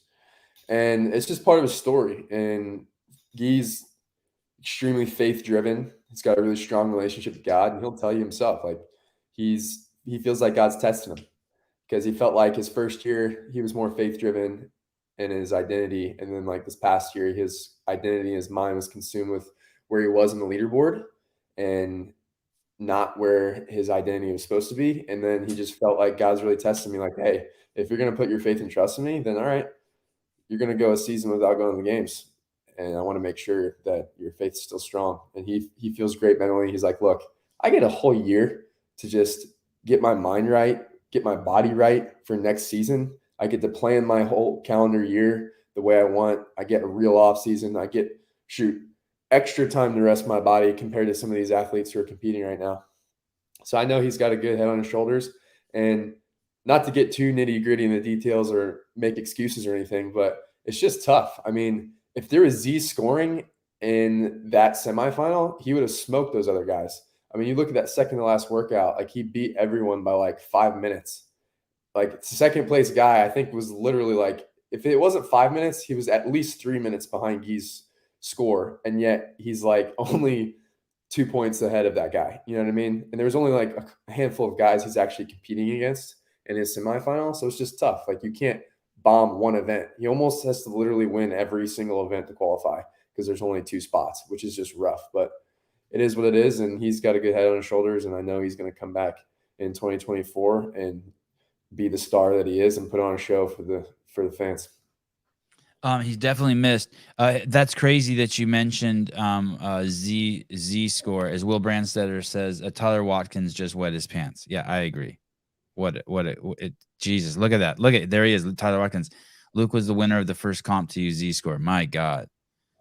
Wow, you've arrived, Mr. Watkins. I cannot believe Luke Parker dropped the Z score. Z score, baby. Podcast. Let's go. Holy shit. So Wow. Jason knows. When I was over there at JR's competition, which I don't know if you know this about me, Sevan, but I'm friends with JR. He's run the Crash Crucible. Yeah, I didn't know that. So the programming's been phenomenal. Actually, every single year he's hosted the Crash Crucible event at his Crash Fitness gym. I've competed, and it's kind of nuts. Okay, I did know that. My brain's always like a few steps behind. I did know that. You're good. And it was interesting. This past year, they used the Z scoring. And I think I might have won anyway. Maybe not. Maybe by a few points. But I won because of the Z scoring. I had a few events in that competition where I did really well. And I separated myself. Yeah. And you earn separating yourself. And I like using this example. So if there's people listening right now and they're like, well, what the heck is Z scoring? And what are these guys talking about? My favorite example is 2021. Rich broke the record of every single event on the first day with Mayhem Freedom. He won 4 events in a row. Oslo Navy Blue came in second, I believe, in 3 of the 4 events. They were only like 4 or 5 points ahead of Oslo Navy Blue, and Oslo Navy Blue was in second place. And there was 2 events where they beat them by minutes, like smoked them, absolutely spanked them. But on the leaderboard, it looks like they're like right there. Tied, yeah. And if it was Z scoring, like Rich's team, Man Freedom would have been up 100 points. So that's the best way to describe it. It's like, it's the same thing. If there's it's kind of like the Guy situation. If there's only a few people that are, the people that have the points that you're competing against, it's just tough when there's not a whole lot of people in the field to mix up the leaderboard. Anyway. I just can't get over the fact you're talking about Z scoring. God, Tyler Watkins must be so happy. Hey, dude, thanks for coming on. You the man. So good talking to you. You seem like you're in great spirits, man. You're on fire. Yep. Love you, buddy. See you in 10 days. Sounds good, brother. All right. Ciao. See ya. Now for the mysterious, the secret of CrossFit, Paige Semenza. Hey, girl, what's up? Not much. How are you? What's awesome. I am pumped. Yeah. I am pumped. Oh my goodness. I am so pumped. Yeah. Good to have you on. I've never. Yeah, it's great to be on. Paige, when was your first year at the games? 2018. 2018. The marathon row. Oh. Yeah. Wow. A wonderful year. Okay. So we have crossed paths. Yeah. You have such a familiar name, but I was trying to think, I don't think I've ever like met you in person. I've never like shook your hand or said hi to you or anything. I was a rookie back then. I was super quiet. I mean, I'm still super quiet. Yeah. You are quiet, huh? Yeah. But maybe you're not at home, but you're not a shy person. No, not really. Welcome. I'm glad you're on the show, and congratulations. What number of games is this for you? So this is my 4th individual. I actually went 2017 was team. So I was on Timberwolf with Andrea Nisler. What back a pedigree. Before she was. Yeah. I know, right? Back before she was, on all these amazing teams. Hey, Luke was just on, and we were talking about how that was Luke Parker, and we were talking about how he made the leap from team to individual. And I never thought he'd make it. I don't ever think anyone's gonna make it. It just seems like too big of a gap. How did you do that? Was that scary doing that leap? It was. I knew back then, though, that I originally wanted to go individual. So when I made my first regionals in 2016, I was like, wow, I fell in love with it so hard. And Kelly Wild and I were former teammates at Ohio State. We played ice hockey together. She was on the team at the time. They had been to the games a couple of times then. So she's like, hey, we need a third teammate. That was back in those teams of 6. So that was how that, kind of came together. So 2017, we went team. I lived out there in Minnesota with Kelly and her family. They were, kind enough to take me in for the year. So it was really awesome.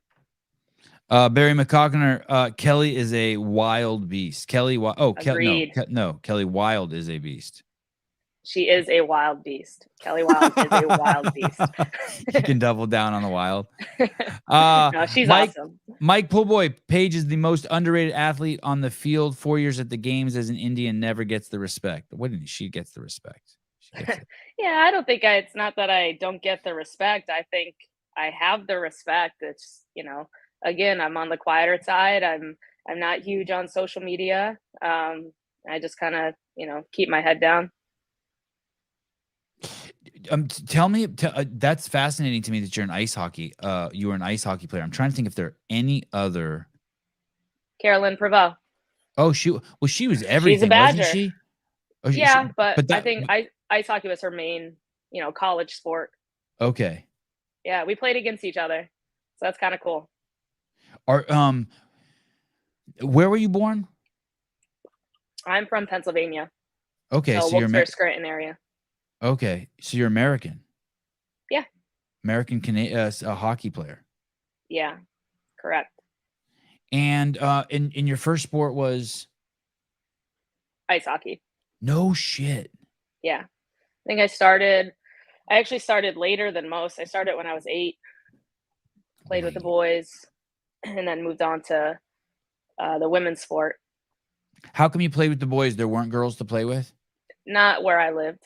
At least the teams weren't like up to the caliber of taking it to a higher level. So we traveled a ton. Me and my mom traveled so much, man. Like I look back on those times. I'm like, I don't know how we drove 6 hours here, 6 hours there, 8 hours here. Like we drove everywhere together to do hockey. Yeah. And when you started at 8, how many days a week were you training? Was it just thrown right in the fire? Pretty much just every day. I was like, please take me to the ice rink. I lived 3 minutes away. So I basically lived there. It was like my second home. And why not figure skating? Why not twirls and jumping and no? Honestly, I mean, that is a super, it's like, gymnastics. You have to be perfect on your feet when you're out there doing figure skating. But I was such a tomboy when I was a kid. I played every sport with the boys. So that was, I don't know. I was a magnet towards ice hockey. Yeah. And I meant it in this sort of tongue in cheek and facetiously, because if you go somewhere, right, let's say, I remember in the 7th grade taking sewing and I show up there and I'm the only boy in the class. I'm like, where's the other boys? And they're like, you're the only one that wanted to take sewing. I was like, why? Like that shit's important. Right. Yeah. And I was one of the few girls. Yeah. At least here. So you signed up and you're like, any other girls? I'm like, let's fuck them up. Let's go. And get out the guys. Paige, were there any other girls or were you the only girl? Yeah. There were a few. Yeah. Yeah. We had a women's team. We had a girls team here, but again, just the caliber, the level of play wasn't like up there to get to a level of. I actually lived in Vermont for 3 years. I went to an all-girls school for ice hockey. It's called the North American Hockey Academy. I didn't even know this shit existed. Yeah. Yeah. You went there's a hockey high school for girls? Yeah. Best thing I ever did was go to that school. It was I wouldn't even thought there's a hockey high school for boys. I'm sure there's a lot out there for guys. Guys is a little bit different, right? Like they have like juniors, there's college, there's different ways of playing at certain levels for the guys as opposed to the girls. But yeah, going to the school in Vermont, we literally lived in an old ski lodge out in Vermont, up in Stowe, Vermont. So it was really awesome. The school was meant to be like, you would go to your regular school in high school, and then you would kind of come out a month or two into school, and you would go to the school for 5 months, and then you would enroll back in your regular high school at the end of the year when the season was done. But I ended up going to this school full time. Why you full time? That makes me feel better too. When you said you switch back and forth, I got anxiety. That would fuck me up. Well, that as a was the kid. thing. I was like, I don't think I could handle like you're following your school's curriculum while you're away at the school with the teachers that you had. And I was not that kind of athlete, like kid that can do like juggle all of that. So I was like, when they had a full-time school, I was like, that's it. Like, I feel like that's probably our best route. And then it was just hockey all year round. You're in Stowe, Vermont in the summer times. Like, you guys see like Matt Fraser up in Vermont in the summer times. Like, it's just such an amazing place. So that place always has a special hold on my heart. Where are you now? I'm home in Pennsylvania. Okay, we live, yeah. So we live up in a little town called Oliphant. Home of Tanya Wagner, Pennsylvania. Oh, is it? I didn't know that. Yeah. I don't know where about in Pennsylvania though. It's a big state. 30 miles probably outside of Philly. I want to say north of Philly. Okay. So so we're on the same east side of the state. Eaton Beaver, do you think you should warn newbies to the show before you say our names? Listen, when I had a Kerstetter on here, I'm not reading Eaton Beaver and Barry McCockiner, and you're 18, right, Paige? Yeah. Okay. Warn them. Much older. I don't even realize warn them. Isn't it in the title of the show? What? How old you are? No. Like our names. Oh, yeah. Right? Yeah. No. No. See, this guy's name is Eaton Beaver, like eating beaver. And so there's a bunch of people in the chat like that, tons with crazy names. Okay. And like, look at this guy, Barry McCockiner. I competed against Paige's brother at CrossFit KOP. He is a monster. Agreed. He is still a monster. Wow, you hang out with a wild beast and a monster. What? Say it again. Yeah, he is a state trooper now. So that's cool. He's still a monster. Yeah. So I don't read. There's the names are too crazy. If you're not 18, I don't read your name. Sorry. And I forget how risque this show is until I have someone on like that. Like I have Olivia on. I'm like, wow, this show is really risque. I didn't realize that. Sevan, keep it PG-13. Yeah, or G. Sevan, you're a good dude for not reading those when Olivia was on. Thank you. Try. I just picture her dad coming over and beating me up. So jiu-jitsu's like that too. My kids do fighting, and at the young age, the girls and boys are mixed together. And what's interesting is there's equally as many girls as there are boys. And it is in that sport, it's kind of unfair. I wonder if it was like this in hockey, because the women are 8-year-old girls, a different creature than an 8-year-old boy. 8-year-old girl feels more like a 10-year-old boy. Like she's more agile. She seems more aware. She's not like staring off into the crowd. You know what I mean? More limber, faster, stronger. Was it like that in hockey at 8? Did you have an advantage over the boys? I don't know if I had an advantage. I was athletic, so I really took to the sport quickly. But yeah, you are.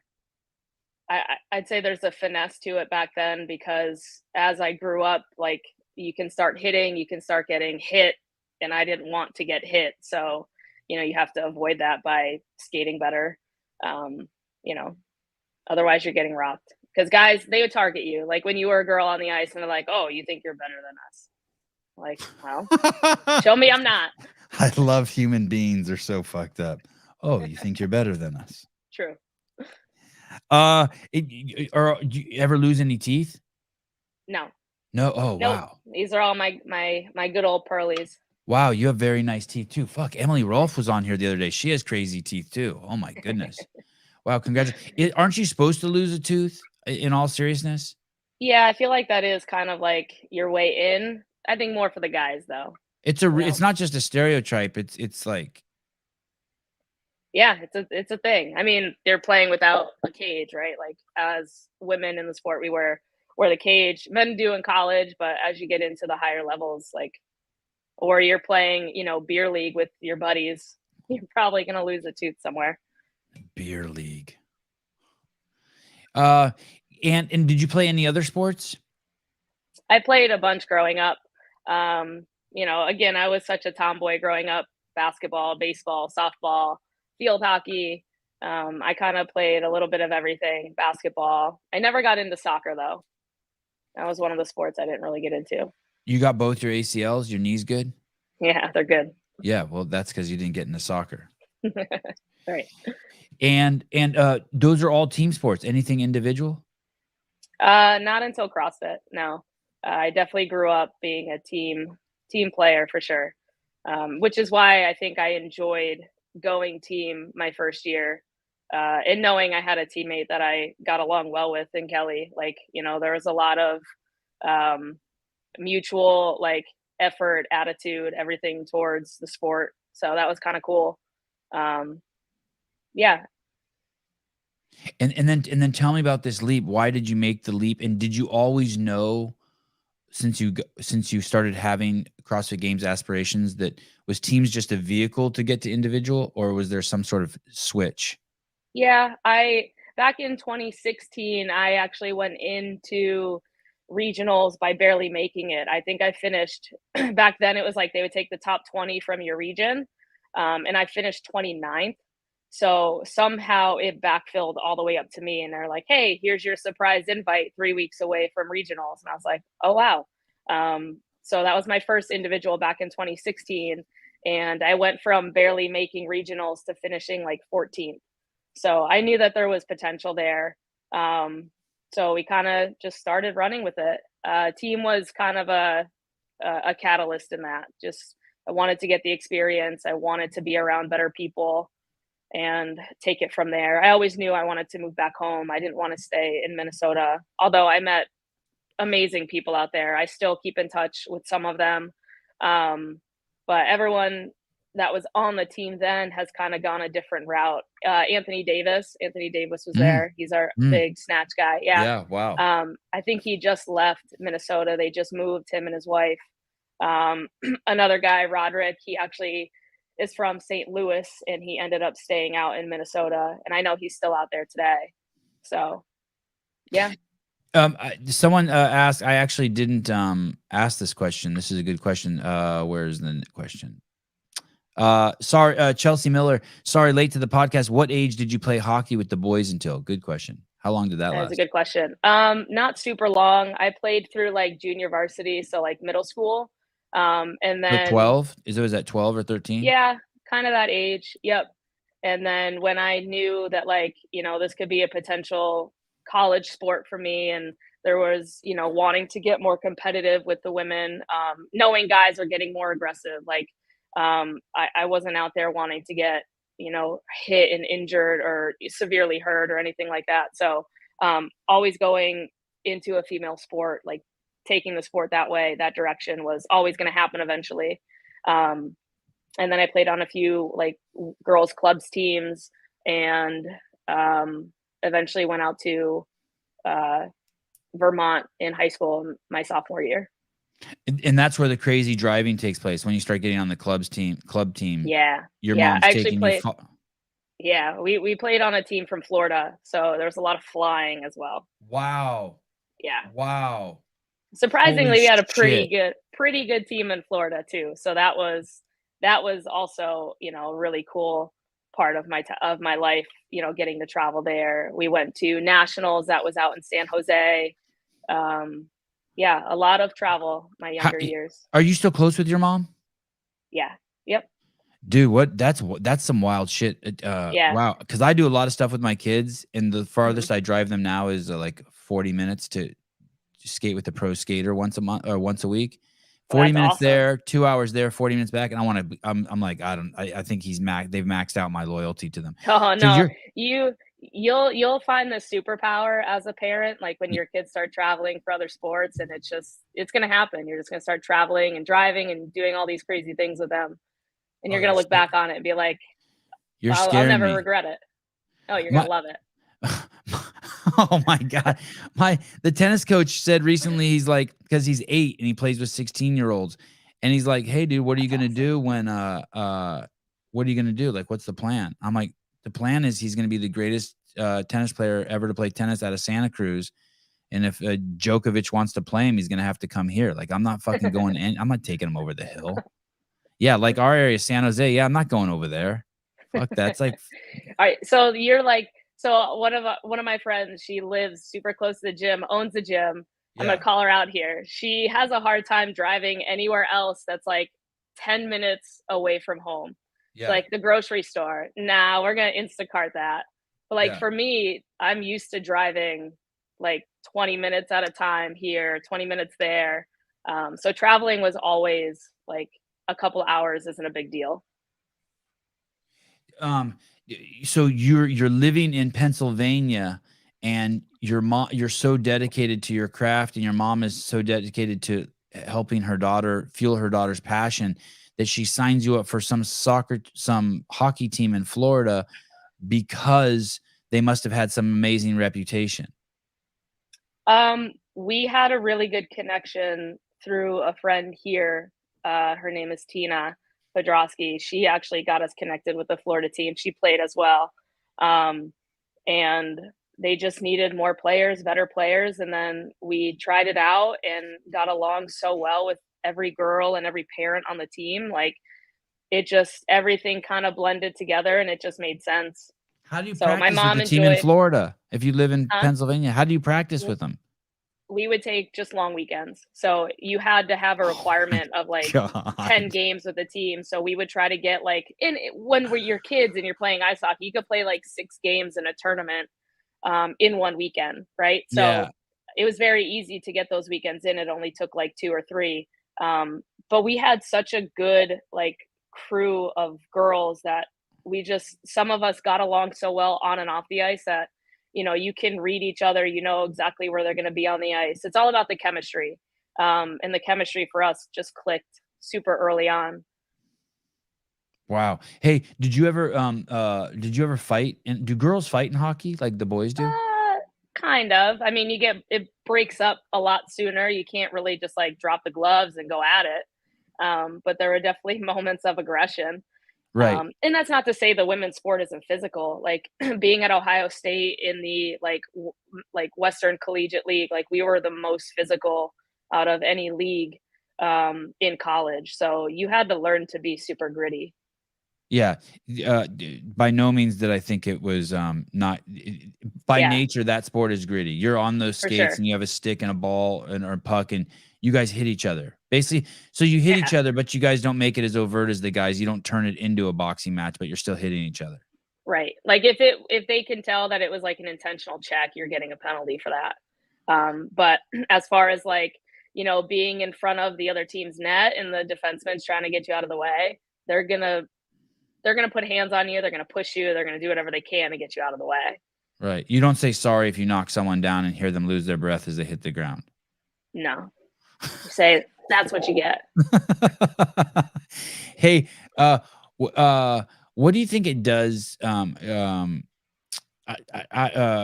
think it's good that as a young lady to have so much interaction with boys? You think it changed your as opposed to like if you would have just had tons of interaction with girls? Like I'm trying to think, like I didn't get any interaction with girls as a kid. Like I went to school, but I only played with boys.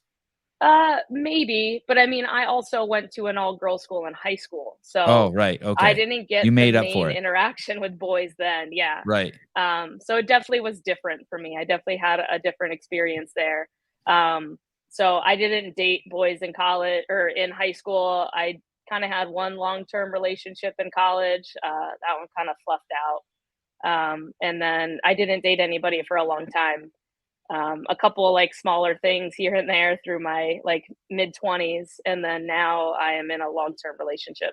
So How long took is a while. long? How long is long? We're almost 3 years. So Oh, like shit, congratulations. just over 2.5. Yeah. So my boyfriend Ben, we live together. He moved here. He actually used to coach at Scott Panchik's gym out at CrossFit Mentality. So he's a CrossFitter. He is a CrossFitter. Yeah, that's how we met. Did he play hockey?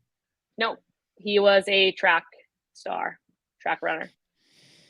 Interesting you say that because we had Emily Rolfe on here yesterday, and she said something that I wish I could have dug into a little bit more too. But she said something that basically, maybe she went to an all-female college or something, but basically she didn't find boys until she was 22. Oh, she was a gymnast. She was just a gymnast, right? You know, just wake up in the morning and just doing gymnastics. She wanted to be an Olympic gymnast. So she gave 20 years of her life to that.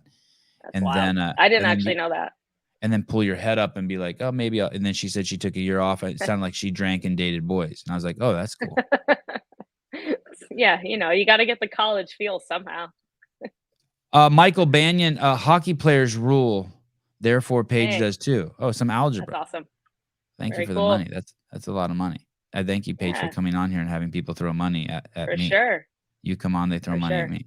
This is like I used to actually, before CrossFit, I used to deal cards at the casino. We have a local casino here. And it's just like, you know, a nice little tip right there. Yeah. I actually loved it too. Dude, that sounds scary as shit. Why? Just because it's a casino?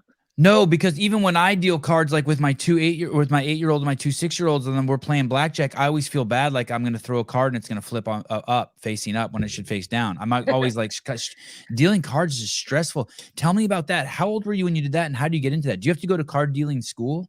Yeah. So okay, that makes sense. Yeah. How did I get into that? Wow, you're wild. This is getting good. I don't quite remember how I got into it.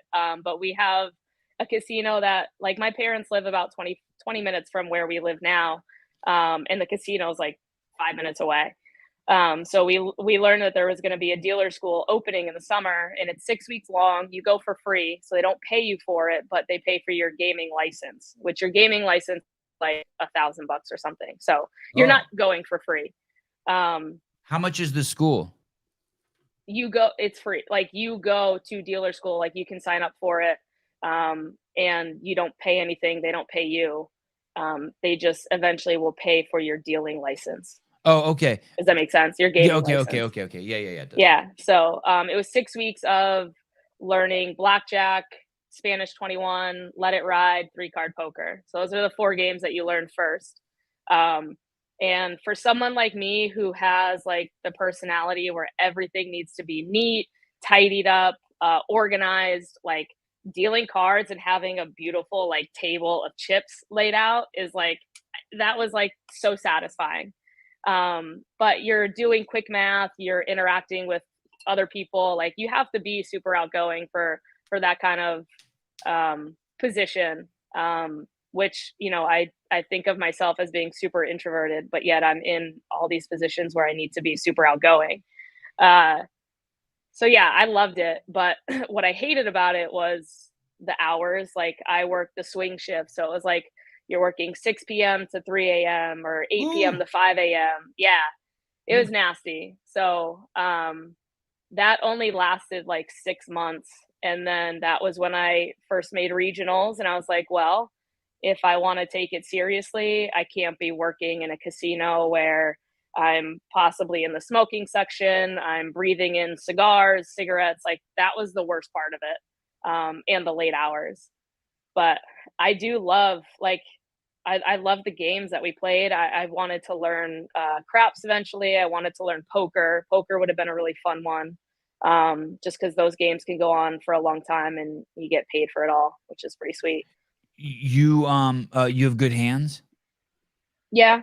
Like dexterous? You would get like when you're dealing blackjack, like it's a deck of 6 decks of cards, and you'd have to eventually, when the deck runs out, you have to wash them, you have to shuffle them, you have to stack them in this perfect tower of cards, and then, you know, your supervisor has to come over, make sure that you went through the procedure correctly, there's no cheating involved, all that stuff. So it was pretty cool.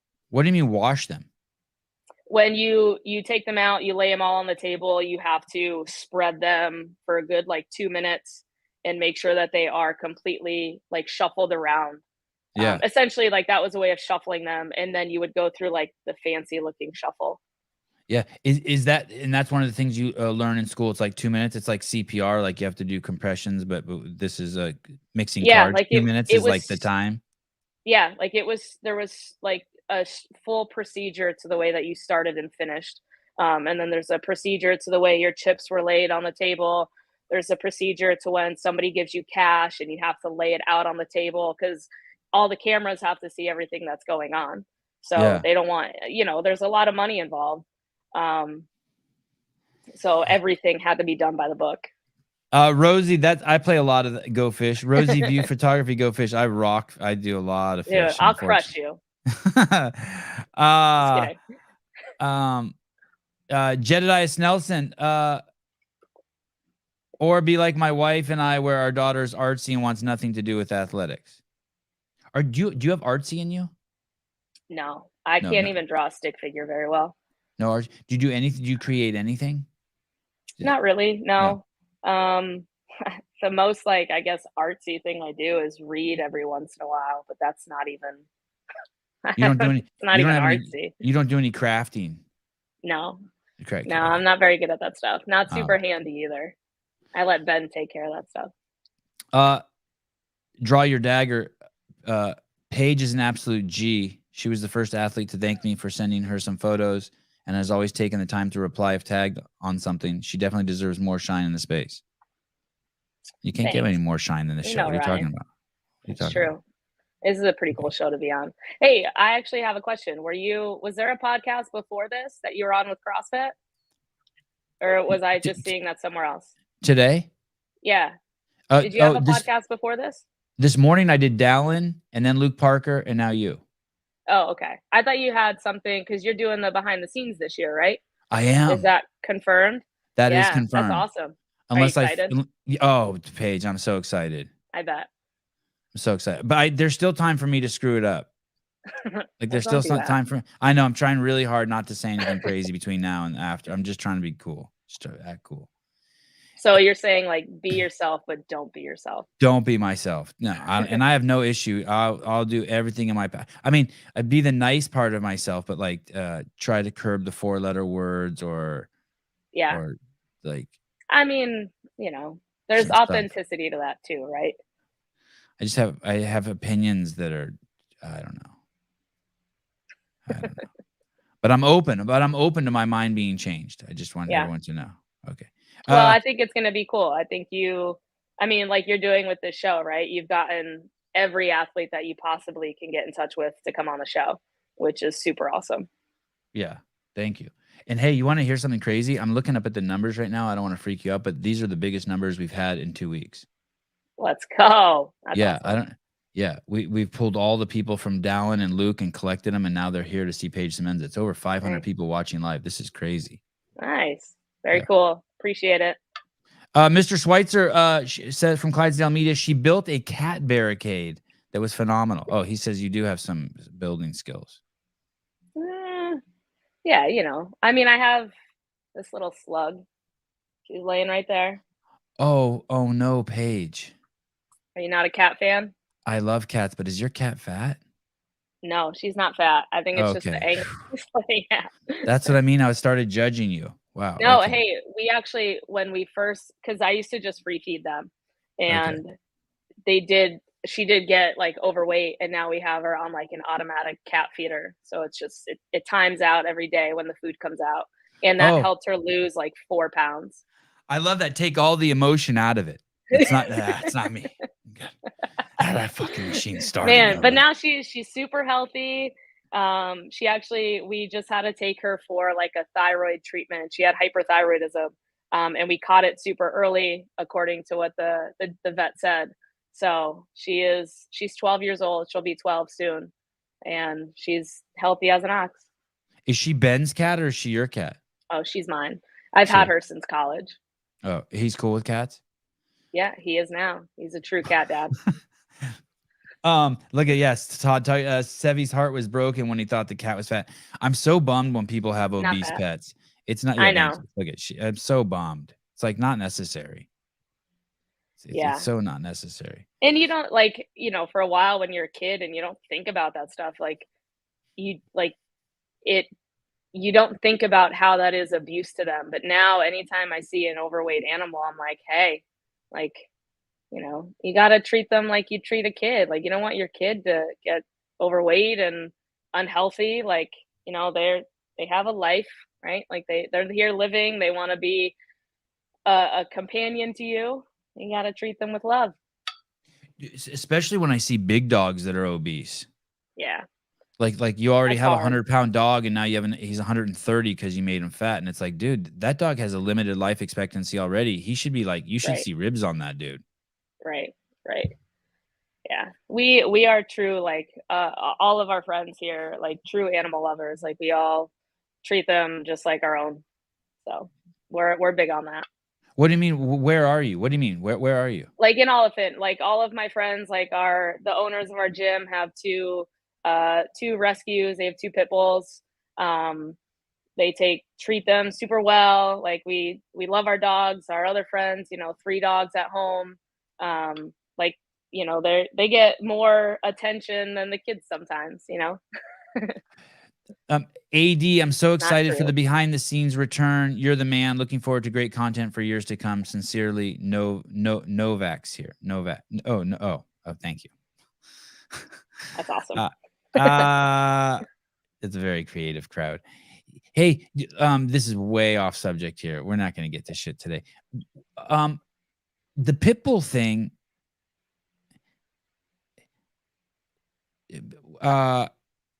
So I had a friend who always had pit bulls. He like always had pit bulls. And then recently, I've known him now for like 15 or 20 years, and he said, "Oh my God, he has a couple Labradoodles now, and he's like, man, this is so much less stressful than having pit bulls." And I used to say why? Because his pit bulls were aggressive. He had pit bulls and Well, what's that terrier that? Oh, go ahead. You're probably going to answer my question here. Just when I see people who have pit bulls, I'm just like, I just think of them as people who like to live life on the edge a little bit. I don't think so. No? I mean, no, not at all. No. I mean, we have a pit bull back home. You know, he's American bull. Pit bull is just, it's an umbrella name for the many different terriers and bully breeds that are out there. And it just gives them such a bad rep. Ours, like, train them, love them, treat them like you would treat any other dog, like at home, like, you know, a lab. They all have different personalities and different temperaments. And if you treat them with love and affection and, you know, they're going to turn out to be good dogs. If you treat them like an asshole, then yeah, don't be an asshole. Pit bulls are amazing. Pits are the best. Yeah, see, these are all people who live life on the edge. Yeah, like dude, my pit is the most friendly dog ever. He would run away if you took a step towards him. Here's the thing. Let me say one more thing. Let me push back a little bit. They're the kind of dog that once they get if they do get in a fight, like, well, anecdotally, they're the dog at the dog park that's always taking the tennis ball from the other dogs. Like, no. Okay, fine. I don't agree. Fine. Okay, good. Like, we train your dog and they're going to be the kind of dog you want them to be if you're training them right. Like, all right. Our gym dogs, like, they know when to be on their leash. They know when they can move around the gym. Like, they are just, you know, super friendly towards anybody. And I mean, I don't agree. Oh, you gave that an Yeah. I love them. I love them. Like, if we get a dog, it might be, you know, a bully breed. So. David Weed, no bad pits, only bad owners. Greg Glassman, Sevan just hates being wrong. Oh no, I love being wrong. Every night I go to bed and I count the ways. Oh, I love being wrong today. How profound of you, Greg. He hates being wrong. Or is this like a fake Greg Glassman? Is that just someone putting that as their username? Because that selfie doesn't look like Greg. Yeah, look, you know what's funny is it kind of looks like his son Blake. Oh, really? Yeah, he has a 30-year-old son. It kind of looks a lot like him. But no, I think that's got to be a fake Greg Glassman. This is here we go. God, I knew it.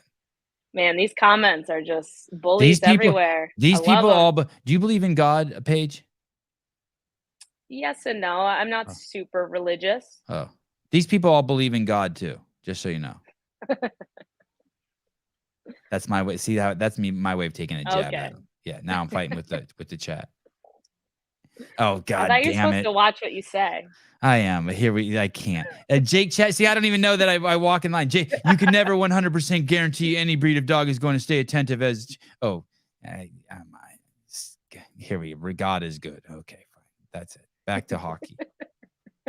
Crap. Oh, so good.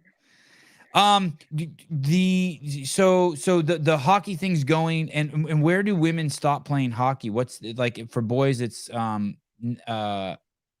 NHL, National Hockey League. That's the pinnacle. What is it for the ladies? There's a women's league now. I honestly have not done enough research to know how professional it has gotten. It is semi-pro. I knew that much. Carolyn Prevost would know more. I know she still played, I believe, last year. I'm not sure if she's playing again this year. I would think she still is. I mean, she loves the sport, you know. So for a while, though, like back when I was just graduating, you'd have to go like overseas if you wanted to play semi-pro. So that was not something that I wanted to do, though I would have loved to continue to keep playing. And I'm assuming there was somewhere you were playing hockey and someone said, hey, you should do CrossFit to supplement your training. No, I actually, I did not do CrossFit back in college, and looking back, I wish I did. But my brother was doing it. My brother started back when CrossFit like was just coming out, and he was way into it way before anyone else that I knew. And I was like, I'm not doing that. I'm playing ice hockey. I'm in college. I don't need that. I'm a real athlete. Yeah, right. So I never did it then. And then after college, I wanted something to fill the void, but I still wasn't doing CrossFit. I did powerlifting. So I built a really strong base with that. And then when how did you get into that? How did you get into powerlifting? I had a friend in college who we lived on the same floor our freshman year of college. His name is John, and he was big into OSU's powerlifting team. So he competed like at the Arnold and did all that stuff. Ohio State had a powerlifting team? Yeah, they had a club team. Not like it wasn't Division I, but it was stuff that you do for fun. And hey, I think he's really go ahead. Is that where Katie Henniger went? Is that know. The Buckeyes? Probably. Is Ohio State the Buckeyes? Yeah. Oh yeah, absolutely. Yeah. She was a basketball star there. I think she like mega star. I didn't know that. Yeah, that's awesome. Crazy. Yeah. Okay. That's wild. Yeah. I love that. Go Bucks. Yeah, she's a mega star there. Maybe she was even drafted to the WNBA. But she was like one of the best ever to do there. She might be in the Hall of Fame there. Okay. Yeah. I didn't know that. Yeah. Okay. So and that's where you went. That's where you played hockey. Yeah. And that's where John got you into powerlifting. Yep. Okay. Sorry. Back to the powerlifting story. Wow. Small world. All good. Yeah. So we were really good friends from freshman year. He always got into it. I never did it during my years of playing in college, but then afterwards, I got into it a little bit. I did my first USA powerlifting meet in 2015 back here in Scranton. And then that was like the one and only, I was like a couple points shy. I think it was like your Wilks score in powerlifting. I'm not sure. It's like your body weight and then your lifts, you know, all that stuff. I'm not exactly sure how it went, but I was just a couple points shy of getting to compete at the Arnold, which would have been really cool. Yeah. So I did that for that year. And then by 2015, I had just started really getting into CrossFit. So I kind of transferred over and did that. So basically you found CrossFit by what? You were powerlifting and then you were Googling looking for something and you're like, fuck, these people are doing it high reps. And so you started doing high reps and then you fell into an affiliate and then the rest is history? No, I found CrossFit through a friend, Tina Podrosky. We played ice hockey together way back. And she was coaching. Oh, you froze. Oh, maybe someone called on Paige's phone. You think she's on a phone or a computer? No, I'm on my computer. Oh, You you hear froze me? for a second. Yeah, Tina Podrosky. So she introduced you to it after when you're like, oh yeah, my brother does this shit. Yeah, so she introduced me. I was hanging out with like her and her cousin Mia, and kind of got a little core group of friends when I first moved back home from Ohio State. So I lived in Ohio for a couple of years after college, and then I was homesick, so I ended up moving back home. And she's like, "Hey, why don't you try come and do CrossFit with me?" So uh, that really was just like I just showed up. I didn't ask them. Kalina, who is the owner, was like, "Okay, let's throw you in. We'll figure it out." So they were super awesome. She was so great, and now she's one of my best friends, the owner of the gym, and it all just kind of fell into place from there. So And you must have been stoked when you found out you could compete at it. yeah, I mean, it was when you're a high level competitor, I No, think I don't anybody can know. agree. No, I don't know. No, I Anybody don't. that can relate to Yeah. being a high level competitor, um, and you like lose that, like you're done with that sport, like you want to, there's a void to fill a little bit, and CrossFit did that. I think even if I didn't do it competitively, I still would have fallen in love with it, and I still plan to do it far after I'm done competing. When you dealt cards, did you ever dress more provocatively so that you would get better tips? No, we weren't allowed. You got to wear a uniform. Oh, you did. Yeah. Would you notice that there'd be hair? If you did your hair differently, you would get tipped differently. Yeah. If I wore it down, yeah. I don't wear my hair down often, like at all. Like this is because I went swimming before I got on here and it's still soaking wet. Yeah, I don't Um, wear my hair down either. I'm just, oh, look at that little man bun there. I barely even saw it. Yeah. Oh, that hurt my feelings. There, I'm gonna be hearing about that in the comments for months. Oh, that hurt. It stung. So wear the hair down and you get more tips. Yeah. Yeah, You definitely interesting. could. Yeah. Yeah. And I is know. who plays more cards, boys or girls? Who's the typical customer? Mostly men, I would say. Mostly. It depends on the night too. Like if you're just on like a random Tuesday, you're like, it's 11 p.m. You have some random, customers in there. Like these are people that are sitting in the casino for a very long time and probably should not be there. Oh, Um, like they're not yeah, even gonna remember being there. yeah. Like, you would get some pretty, um, you know, people that you don't want to be around. Yeah, I don't want to say like, degenerates, but addicts. yeah, They're like addicts. there are, yeah, and I don't mean to like, use that term the way I did, but you had people who were very much, obsessed with spending their money and trying to win money and um, yeah, gambling problems. There's Very much. like there's the guy who like can hold his breath the longest, like he's addicted to going deeper and deeper. He lives like in the Cayman Islands or something. He's like trying to go like 500 feet underwater without a tank. You know what I mean? There's people who are addicted to CrossFit. Like Yeah. Rich had to like peel himself off of individuals, hoping that it would mitigate his addiction to CrossFit. And then there's people who are fucking addicted to gambling and fentanyl and alcohol and cigarettes, and they manifest differently. And there's some that are crazy unattractive. No one wants to be around someone who's addicted to something that makes incapacitates their brain. It's not fun being Yeah. around people who have an incapacitated brain from sniffing glue out of a bag. And I'm not saying that they don't need help or that they don't deserve compassion. No, I'm not saying any of those things, but it's like shit. And the casino does that, right? It draws in. It's like, Well, I used to smoke cigarettes. I hate gambling. I hate gambling, but I would go to the casino just to smoke cigarettes. yeah. Drinks are And free. that, Fuck yeah, I love getting drunk. yeah, and it always seemed like, the ventilation system in there, like you can be in there at 2 a.m. and you have no idea what time of day it is. Like, Right. they just I think you just, that time warps when you're in there, Yeah. especially if you are someone that does love to gamble. Like you can totally get lost in a casino and, 6 hours can go by and you're like, what? Like what just happened? As a dealer though, like 6 hours goes by and I'm like, yeah, 6 hours. It's been a long time. Feels like 12. Yeah. So, Or Jonathan Lane, I just like to go to Disney to eat. Yeah, Disneyland, they say it's an amusement park, but it's really just a place to go eat sugar.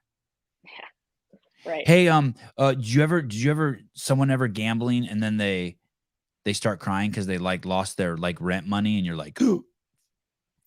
No, I never No, had that. oh. I was in the high roller room once, and actually this like we have an AHL team that's local, and this one I don't remember his name, but this this guy comes in to my table and he just will like, you know, easily drop like 10 grand and lose it in one hand. And I was just like, wow. Like that is just insane to me. Cause I know from my side of the table that like you are much more likely to lose than win, you Yeah. know? So Yeah. it's just nuts. Like being in that high roller room is crazy. What's the AHL team? Like the American Hockey League. So it's Oh, just okay. like the step below the Okay. NHL. So we have like the Penguins AHL team is the Wilkes-Barre Scranton Penguins here. You recognize the guy? He told me he was a player. Did he know Like, you were a you know, player? you converse with them. We did talk about it, yeah. That was so long ago. That's just so weird that a hockey player would come into another hockey player's I know. table. Yeah. Yeah, it was pretty weird. That was my first time in the high roller room. Like I was super nervous because Sevy's again, not you're dealing with a lot of money. Sevy's not impressed by 10K. No, I dropped more than that. I lost $60 gambling at a blackjack table once when I was like 20. I never gambled again. Yeah, right. I was devastated. It was like 3 seconds. I was done. I was like, what? I know. It happens so fast. It's like one flip of the card. Nope. Let me just take your money there. Yeah. I was like, oh, this isn't cool at all. You're a Misfits athlete. Yep.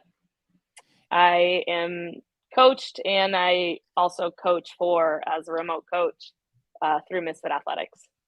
And you've been have they always been your since you've started doing individual, have they always been your guys? Yeah. Yep. So the owner of our gym back in 2016, 2017, she programmed for me. Kalina programmed for me. And then we decided to, take it into something a little different. The gym was getting bigger and, time and things like that.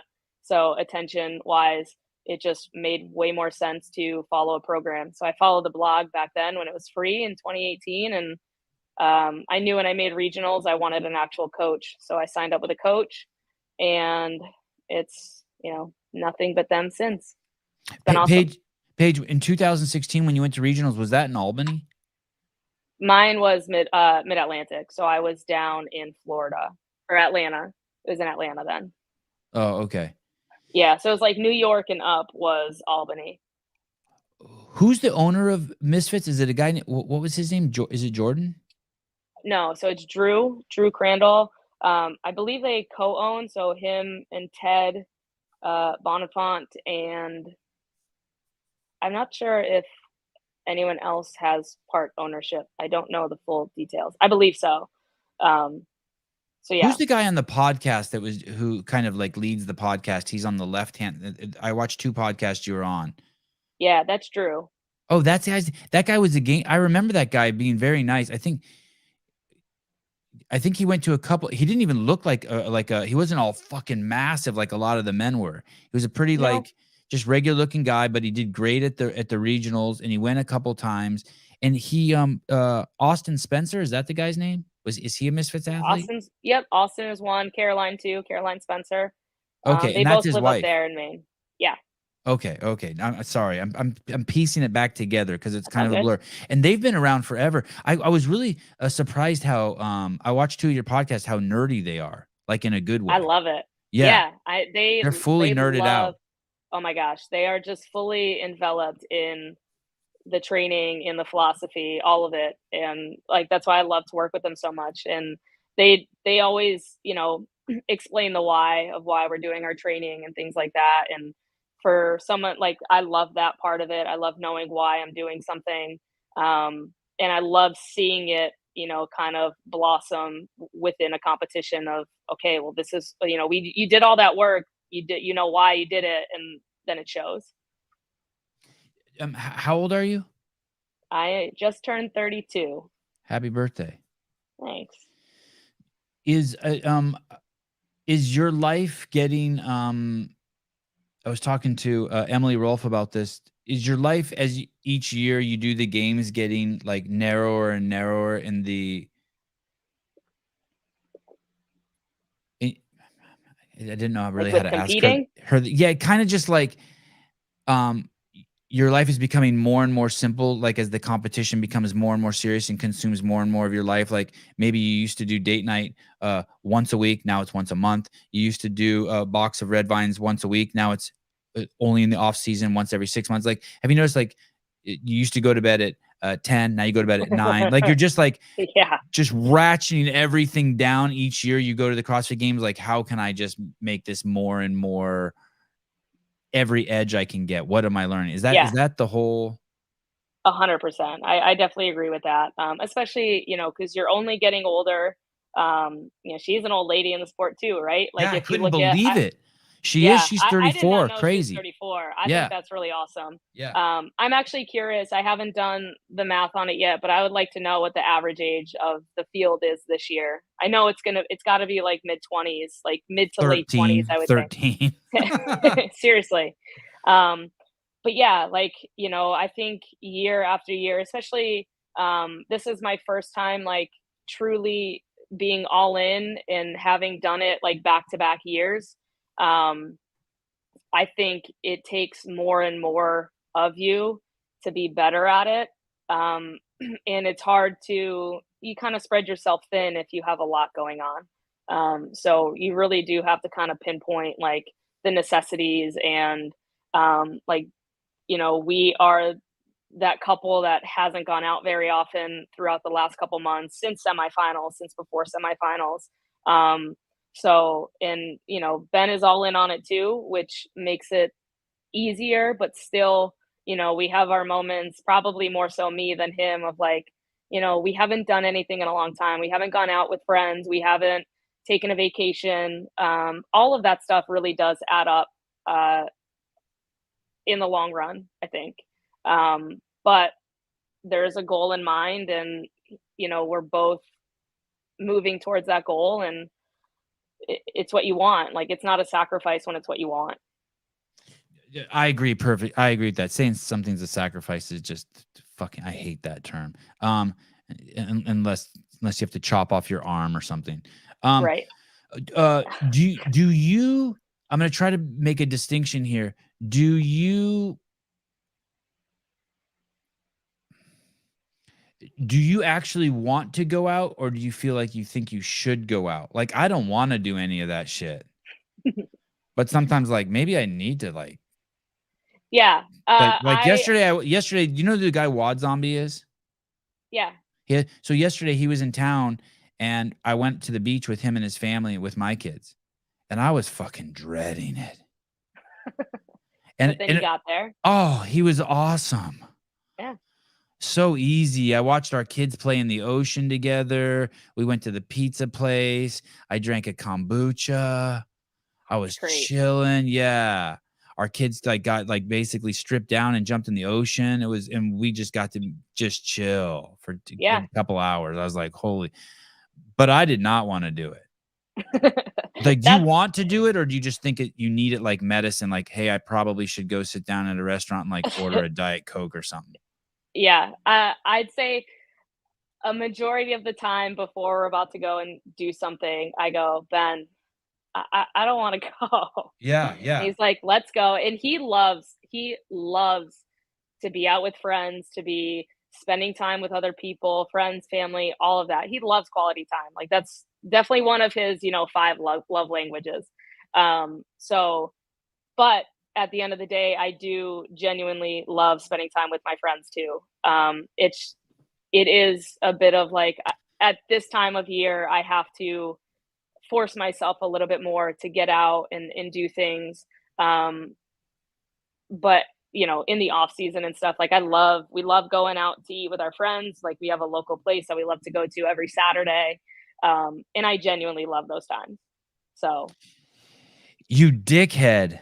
I see what you did there. They only brought one towel for both families. You dick. He's making fun of me for something I said yesterday on the show. God damn it. How am I supposed to stay cool when the fans are tagging me? Do you and Ben share a towel? No. Playing towel. I mean, we can. Yeah. He doesn't care if he accidentally uses your towel, but you don't want to use his towel. Oh no, I don't care. Okay. So like if you were in the shower and there's only one towel and you knew he had used it, you wouldn't care. You wouldn't call him to bring you a clean towel. You'd use that one and go get your own clean towel, maybe. Yeah, probably. See, Jonathan, how normal people work. Yeah, it is kind of weird, but no, it's not weird. Don't, Paige. It's not weird. But I mean, like we live together. Like we are, I'm gonna eat off his plate. I'm gonna drink out of like his straw. Like yeah. I don't know. It's not like it's clean, right? Sometimes clean I towel. shower with my wife. Don't tell anyone. I think that's normal. I know. Mason, don't laugh at him. Don't laugh at Jonathan. Patrick Clark, always with thoughtful bits of information. There it is. By the way, the average age of the women's field is 26.775. You young guns. So what's weird about that is when you have someone like Kerstetter in there fucking up the whole age average, that means it's an old field too. Like it's an older field. That's true. Yep.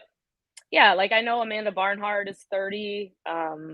There's still athletes at the top of the field that are, nearing 30 or are 30. We're old ladies. So. Holy shit. Yeah. Wow, 12 women are 30 plus. Yeah, that's great. That's awesome. I wonder if the men's, what that is compared to the men's field. I'm not Still talking people, to you. Let's find out. I'm not talking to you guys about towels anymore. I know I'm right. I'm a family man. I'm way smarter than you guys. I'm old. Tell me what teaching me towel etiquette at 51. I know towel etiquette. I don't let my kids hug me though when I'm really sweaty. Like yesterday I did like a 40-minute workout and my shirt's just soaking wet and my kid comes over to hug me and I hold him. I feel bad. I don't let him hug me. I mean, he would be I'm sure they don't care. They don't. I care. I don't want to get them dirty. It's okay. It's like I'd rather like rinse my shirt out over my wife's feet and freak her out. Just a dickhead move. Hey, when you must have you must see a lot of since you you feel comfortable training with boys and you've been around a lot of boys in sports, you must see a lot of like crazy boy behavior. I used to. Yeah. I don't love the etiquette of like a boys' locker room. Snapping towels at each other's asses, punching each other in the balls, stuff like that. Yeah, it's just not really my thing. I've never been like a ball buster. Like I've never been someone that's like, I'm going to just talk shit about somebody and think it's funny and stuff like that. Just never been like that. Yeah, that's my brother's a ball buster. That's how we show affection for each other. Yeah. You call that thing a dick? Translated to I love you. That's pretty accurate. Oh boy. So you must be all revved up. The Paige Semenza machine. It's time, right? It's like now you look at the calendar and you're like, shit, this might as well be tomorrow. Let's just do. Is it like that? Like let's just do this. It does feel like that a little bit. Like we're leaving on Sunday. I fly out. So, but you have to have patience right now. You have to still keep the intensity up in your training. Like there's still one more week of training before, you really kind of settle into it. The volume's not as high, but you still want to keep the intensity up and stay sharp on movement, Will there be tears during the week? Is that just I mean, there probably, have you gone to the games and not teared? I can't imagine competing at that level in the emotional demands and physical demands, not letting a tear shed. I actually don't think I really am that kind of athlete. Even I'd say more so like leading up to semis this year, I had a back problem, and I think more so the training during the weeks leading up were really hard, and a lot of ups and downs where I was like, I don't know if I'm gonna be able to go and compete and be healthy enough. So it was more of that kind of leaves like an uncertain feeling. But then when I got there, I'm gonna go and do what I can. I think I've matured enough that I'm not that athlete that's like, well, if an event doesn't go my way, I'm gonna stomp my feet and walk away and cry and be pouty about it.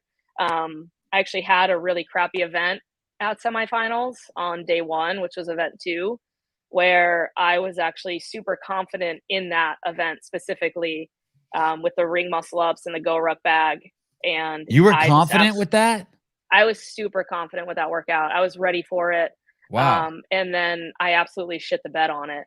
And I was failing the muscle up complex. And like, I wasn't crying. I wasn't, I was upset. I was disappointed and I was mad at myself. But,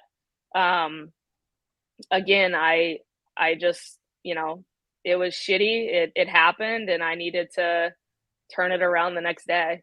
Wait, Paige, isn't that event number 2? Yeah, it was event 2, right? Oh, okay. Yeah. Yeah. Okay. Wait, why were you confident about that? That's a crazy workout. I tested it at home and I was, upwards, like, I want to say I was like near 40 or in the 40s, like testing it out. And I just, I felt like I love ring muscle ups. Like they're a high skill movement. I felt like I was ready for it. And I got there and I think event 1 really just taxed my upper body with how much of a change that sled was. And I just didn't do well. I was just not getting my ring muscle ups right. Crazy. And yeah, if you would have gotten a 40, would have got you probably like 7th place. Would have moved you up 20 over Right. 20 places. Yeah. So yeah, that was probably one of those workouts where I've never had like a major disappointment in an event like that where like I was super confident in it and like I was learning how to respond in that moment. Like that was pretty new for me. So, and I was, without, if I didn't have to manage training with a back injury and having to change so much that for those couple of weeks leading up, like I was super confident in, like I knew I could qualify. I was going in with the confidence of like, I'm shooting to be a top 5 placement. Like I just had that silent confidence there. And then when I ended up hurting my back in training and I had to completely change my expectation from like, okay, I'm going in to be like a high competitor in our region to I'm going in to qualify for the CrossFit Games, no matter what that meant. Damn. Yeah. Is your back better? It is. I still, am super cautious. I think anybody that's dealt with something with their back is, sometimes it can be unpredictable if it's going to aggravate you again. So we have been super cautious with training. I think this has been, the most communication I've had with the whole team at Misfit Athletics, as far as my coach, other coaches, just to make sure that we are still preparing for what to expect, but also not overdoing it in certain areas of training. So, and I think at this point it's probably more mental. But I feel excited. I feel ready. I feel fit. And, those are important in making sure that I can handle the volume of events when we get there. Has, been a priority in training too, making sure that I'm able to handle the volume and stuff, and the stress. I mean, you're going to think I'm crazy, but I'm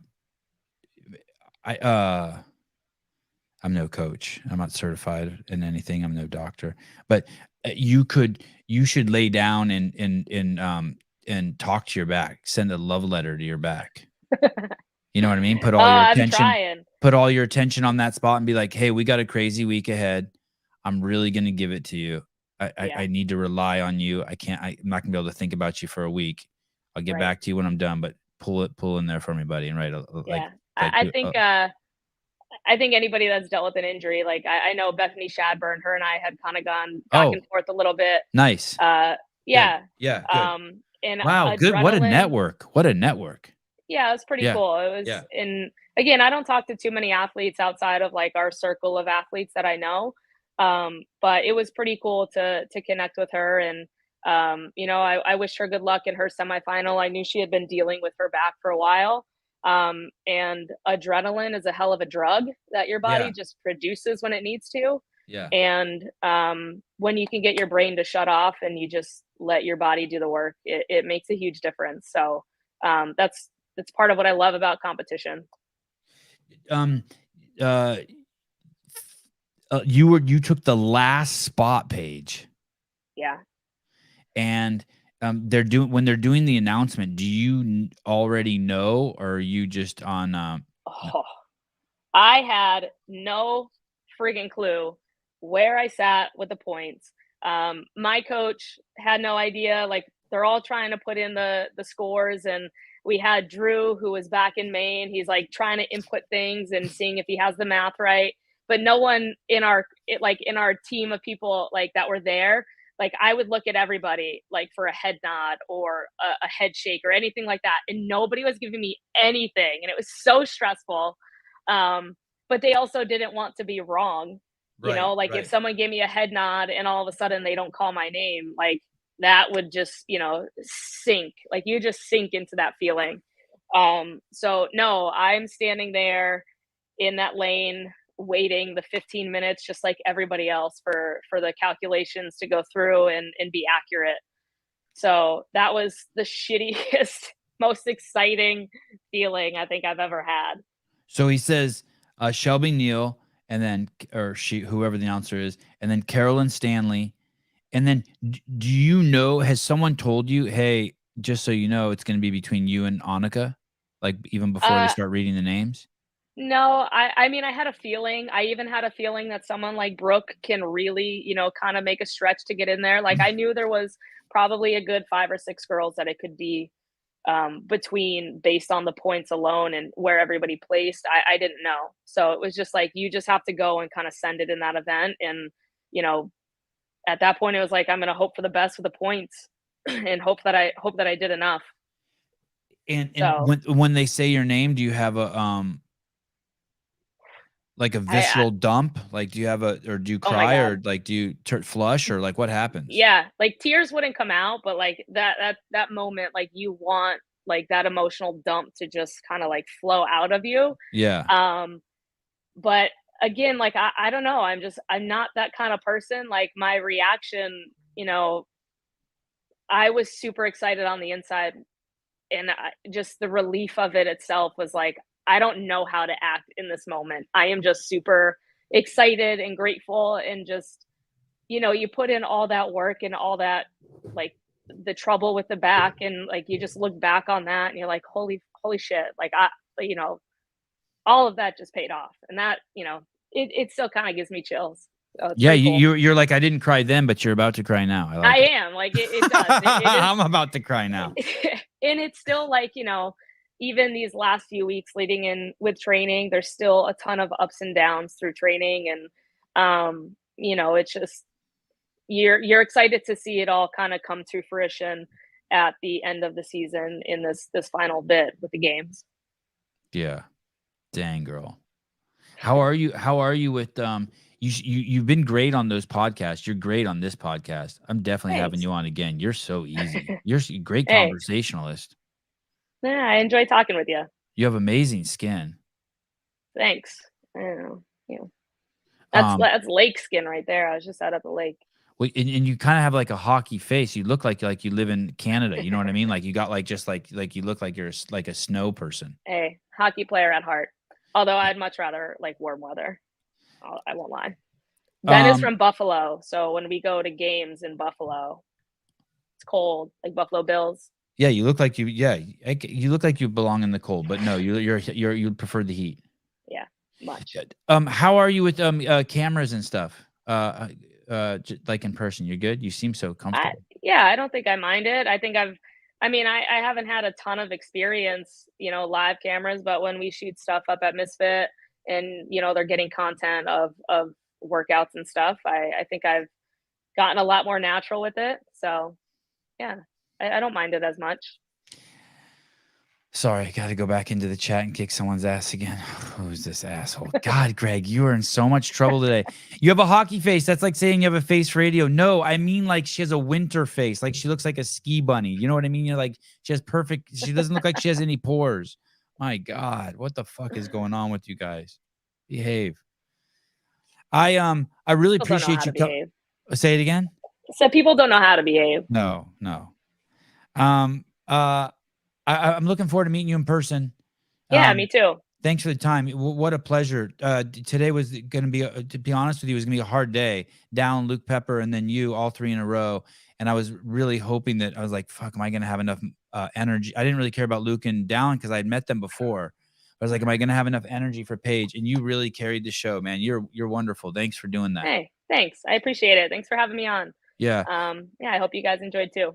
And tell the gentleman at Misfit, I look forward to seeing them again. I haven't seen them since, Hell yeah. I can't remember seeing them since Albany, but they were so generous with their time and they were great there, even though that was like 2015 or 16. But I look forward to running into those guys again too. Yeah, for sure. Awesome. All right, girl. Well, thanks. Yeah, congratulations. All right, I'll see you soon. All right, ciao. All right, bye. Bye. Paige Semenza. Woo! Wow.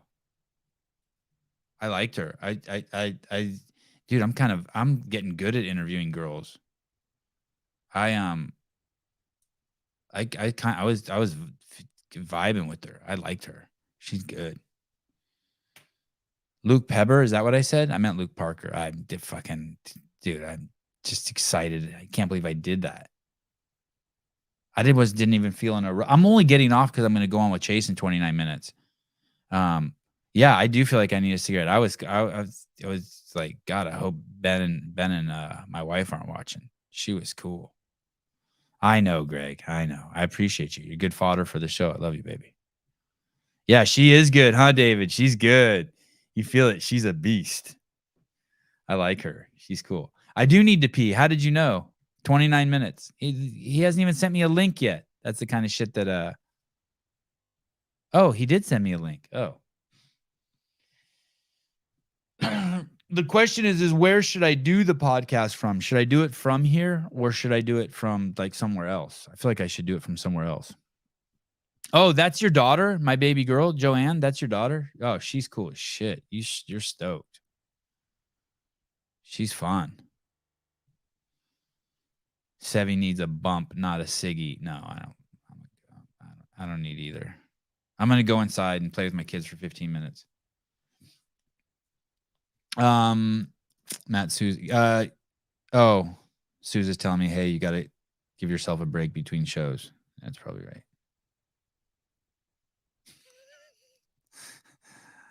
All right.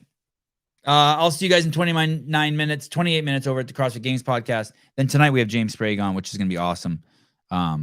Thank you everyone for your help. Patrick Clark, thanks for the numbers. Greg Glassman, thank you for just all the fun and the jousting, of course, Pool Boy, Jonathan Ortega, all you guys, Mr. Schweitzer, Captain Rogers, I'll draw your dagger. You guys are awesome.